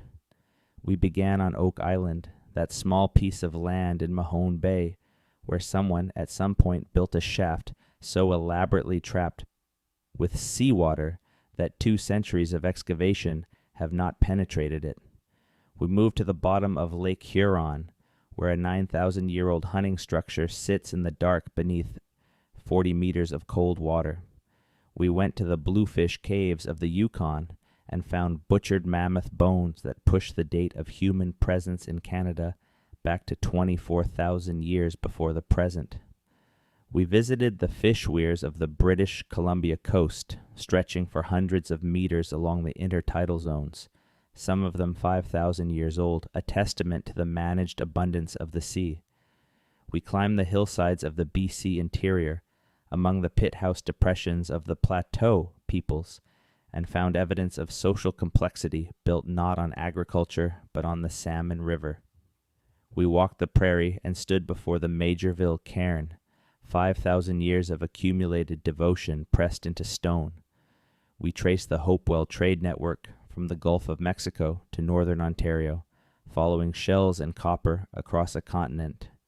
We stood in the shadow of the Great Law of Peace and asked how old a political tradition can be before it escapes the reach of dating.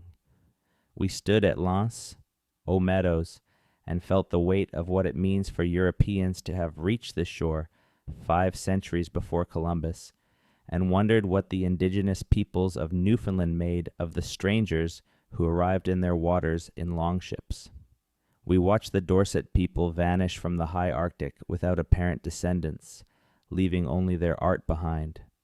We followed the St. Lawrence Iroquoians to their disappearance in the gap between Cartier's voyages and Champlain's arrival. We traced copper from the mines of Lake Superior to destinations a continent away and marveled at the distribution network that moved it there. We looked at the pictographs on shield rock faces and tried to read what hundreds of generations of painters left behind. We listened for the Haida language and heard in it the possible echo of Ice Age voices. Now in these final hours of our journey, let us return to the beginning. Let us ask the question that all of these mysteries share. What does it mean to not know? Most of the questions raised in this journey do not have definitive answers. The builder of the Oak Island shaft is unknown. The fate of the Dorset people is unknown. The date of the Haudenosaunee Confederacy's founding is debated across centuries. The purpose of the medicine wheels is uncertain. The full extent of the old copper trade network is still being mapped. The age of the Haida language and the depth of continuous occupation at Haida Gwaii are open questions. These are not failures of research. They are invitations.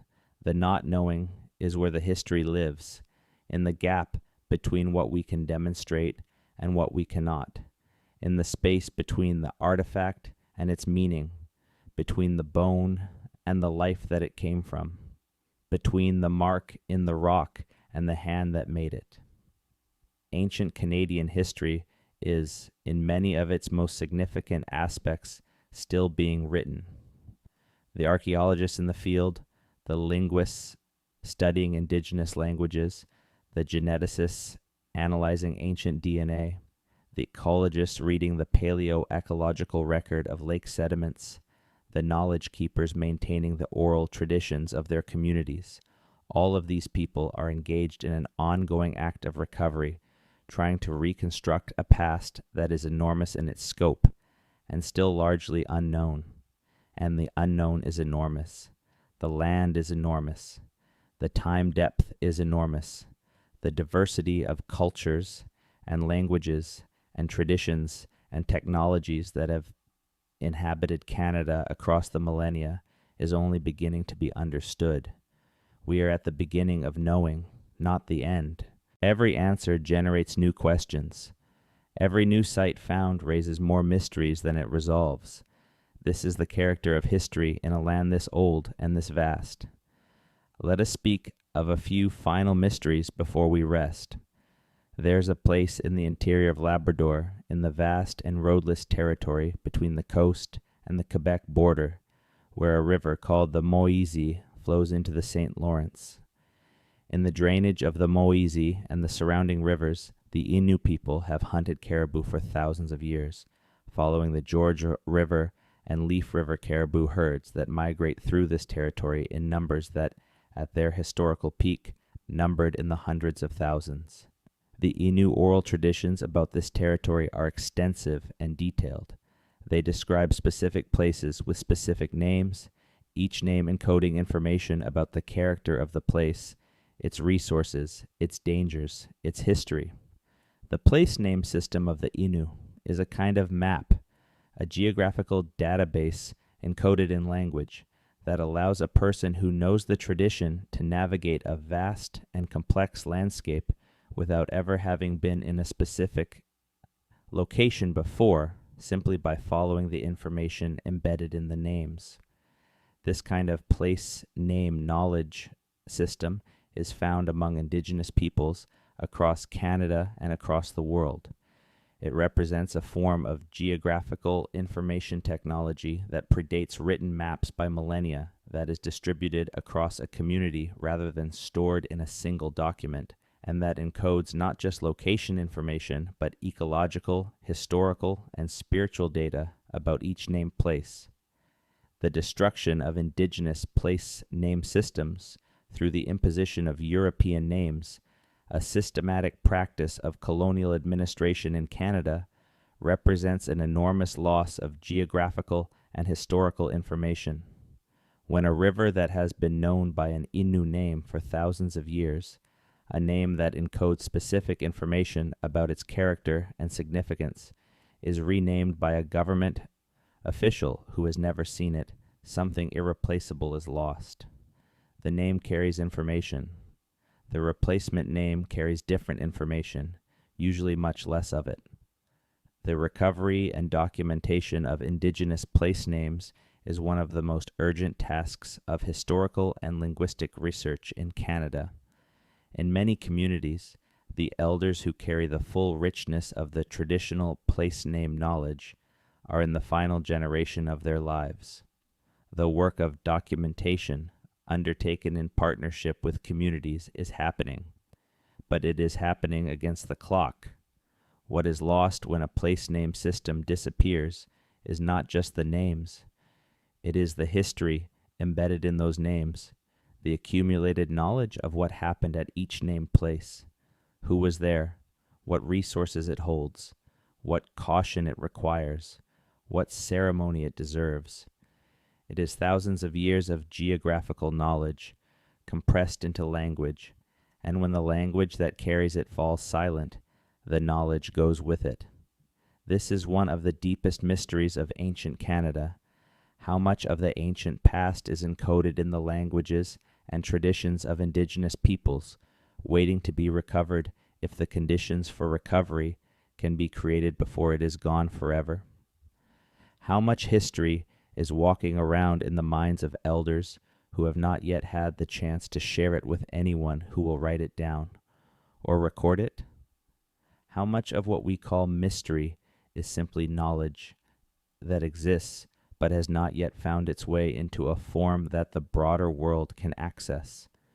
These questions have urgency. They are not purely academic. They are questions about what will be known and what will be permanently unknown, depending on decisions made now about resources and priorities and respect. The Cypress Hills of southern Alberta and Saskatchewan rise from the flat prairie like an island, an elevated plateau reaching above the surrounding plains, a place where different ecological zones overlap and where the evidence of human habitation extends back 8,000 years or more. The Cypress Hills were a place of refuge, of ceremony, of meeting, for the peoples of the plains for millennia. Their elevation brought them cooler temperatures and more rainfall than the surrounding prairie, supporting a different and richer ecology than the grasslands below. In 1873, the Cypress Hills were the scene of a massacre in which American wolf hunters killed a group of Assiniboine people camped in the hills.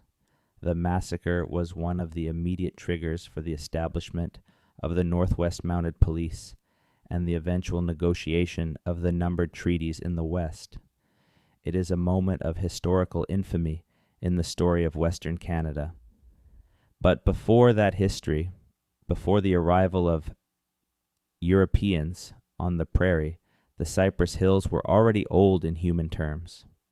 The hills are dotted with archaeological sites, teepee rings from countless camping events spread across thousands of years, vision quest sites, and in some locations, evidence of earlier occupation still.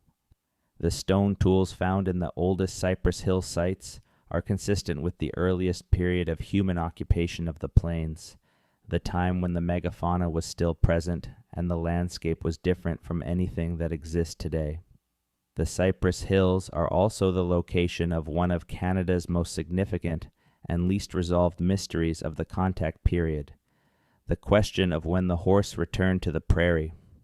The horse, as noted earlier, evolved in North America and spread from there to Asia and Europe before becoming extinct in North America at the end of the Ice Age. It was reintroduced to North America by the Spanish in the 16th century, beginning with Hernán Cortés's expedition to Mexico in 1519.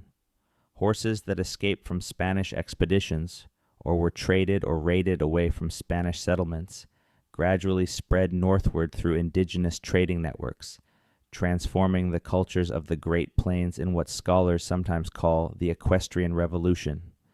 The standard account holds that horses reached the Canadian prairies in the late 17th or early 18th century, reaching the northern plains peoples through chains of trade and capture from the initial Spanish horses in the south. But some researchers have argued, based on oral traditions and on ambiguous archaeological evidence, that horses may have appeared on the Canadian prairies somewhat earlier, possibly through routes that bypassed the Spanish settlements entirely. The oral traditions of some prairie peoples describe the horse as arriving in a specific, remembered time and through specific, remembered circumstances. Other traditions are more ambiguous, describing the horse as if its arrival were less sharply defined in time. Reading horse oral traditions for chronological information is difficult for the same reasons that all oral tradition. Dating is difficult. The traditions encode meaning and significance, not necessarily precise chronology. What is not in dispute is the transformation that the horse brought to the plains cultures. The ability to hunt bison on horseback dramatically increased hunting efficiency. The ability to transport larger loads and to move camp more rapidly changed the rhythm of life. The horse became central to the material culture, the social organization, and the ceremonial life of the plains peoples within a few generations of its introduction, a speed of cultural transformation that is itself remarkable and that speaks to the adaptability and responsiveness of the cultures involved. The mystery of the horse's exact arrival on the Canadian prairies is a small mystery in the scheme of things, a matter of decades rather than millennia, of historical chronology rather than deep prehistory. But it is a reminder that even the relatively recent history of Canada's Indigenous peoples, history that occurred within the past few centuries, within the period of European record-keeping, contains gaps and ambiguities that have not been resolved. And now, truly, we approach the end of our long night in the mysteries of ancient Canada. The mysteries we have examined are not all of the same kind.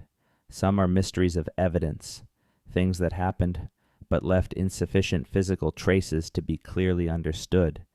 Some are mysteries of interpretation, things where the evidence exists but cannot be read with confidence. Some are mysteries of access, things that are known to people but not yet accessible to the broader historical record. And some are mysteries of loss, things that were once known but are no longer. Each kind of mystery calls for a different response. The mysteries of evidence require more investigation, more fieldwork, more analysis, more resources directed at places that have not yet been adequately studied.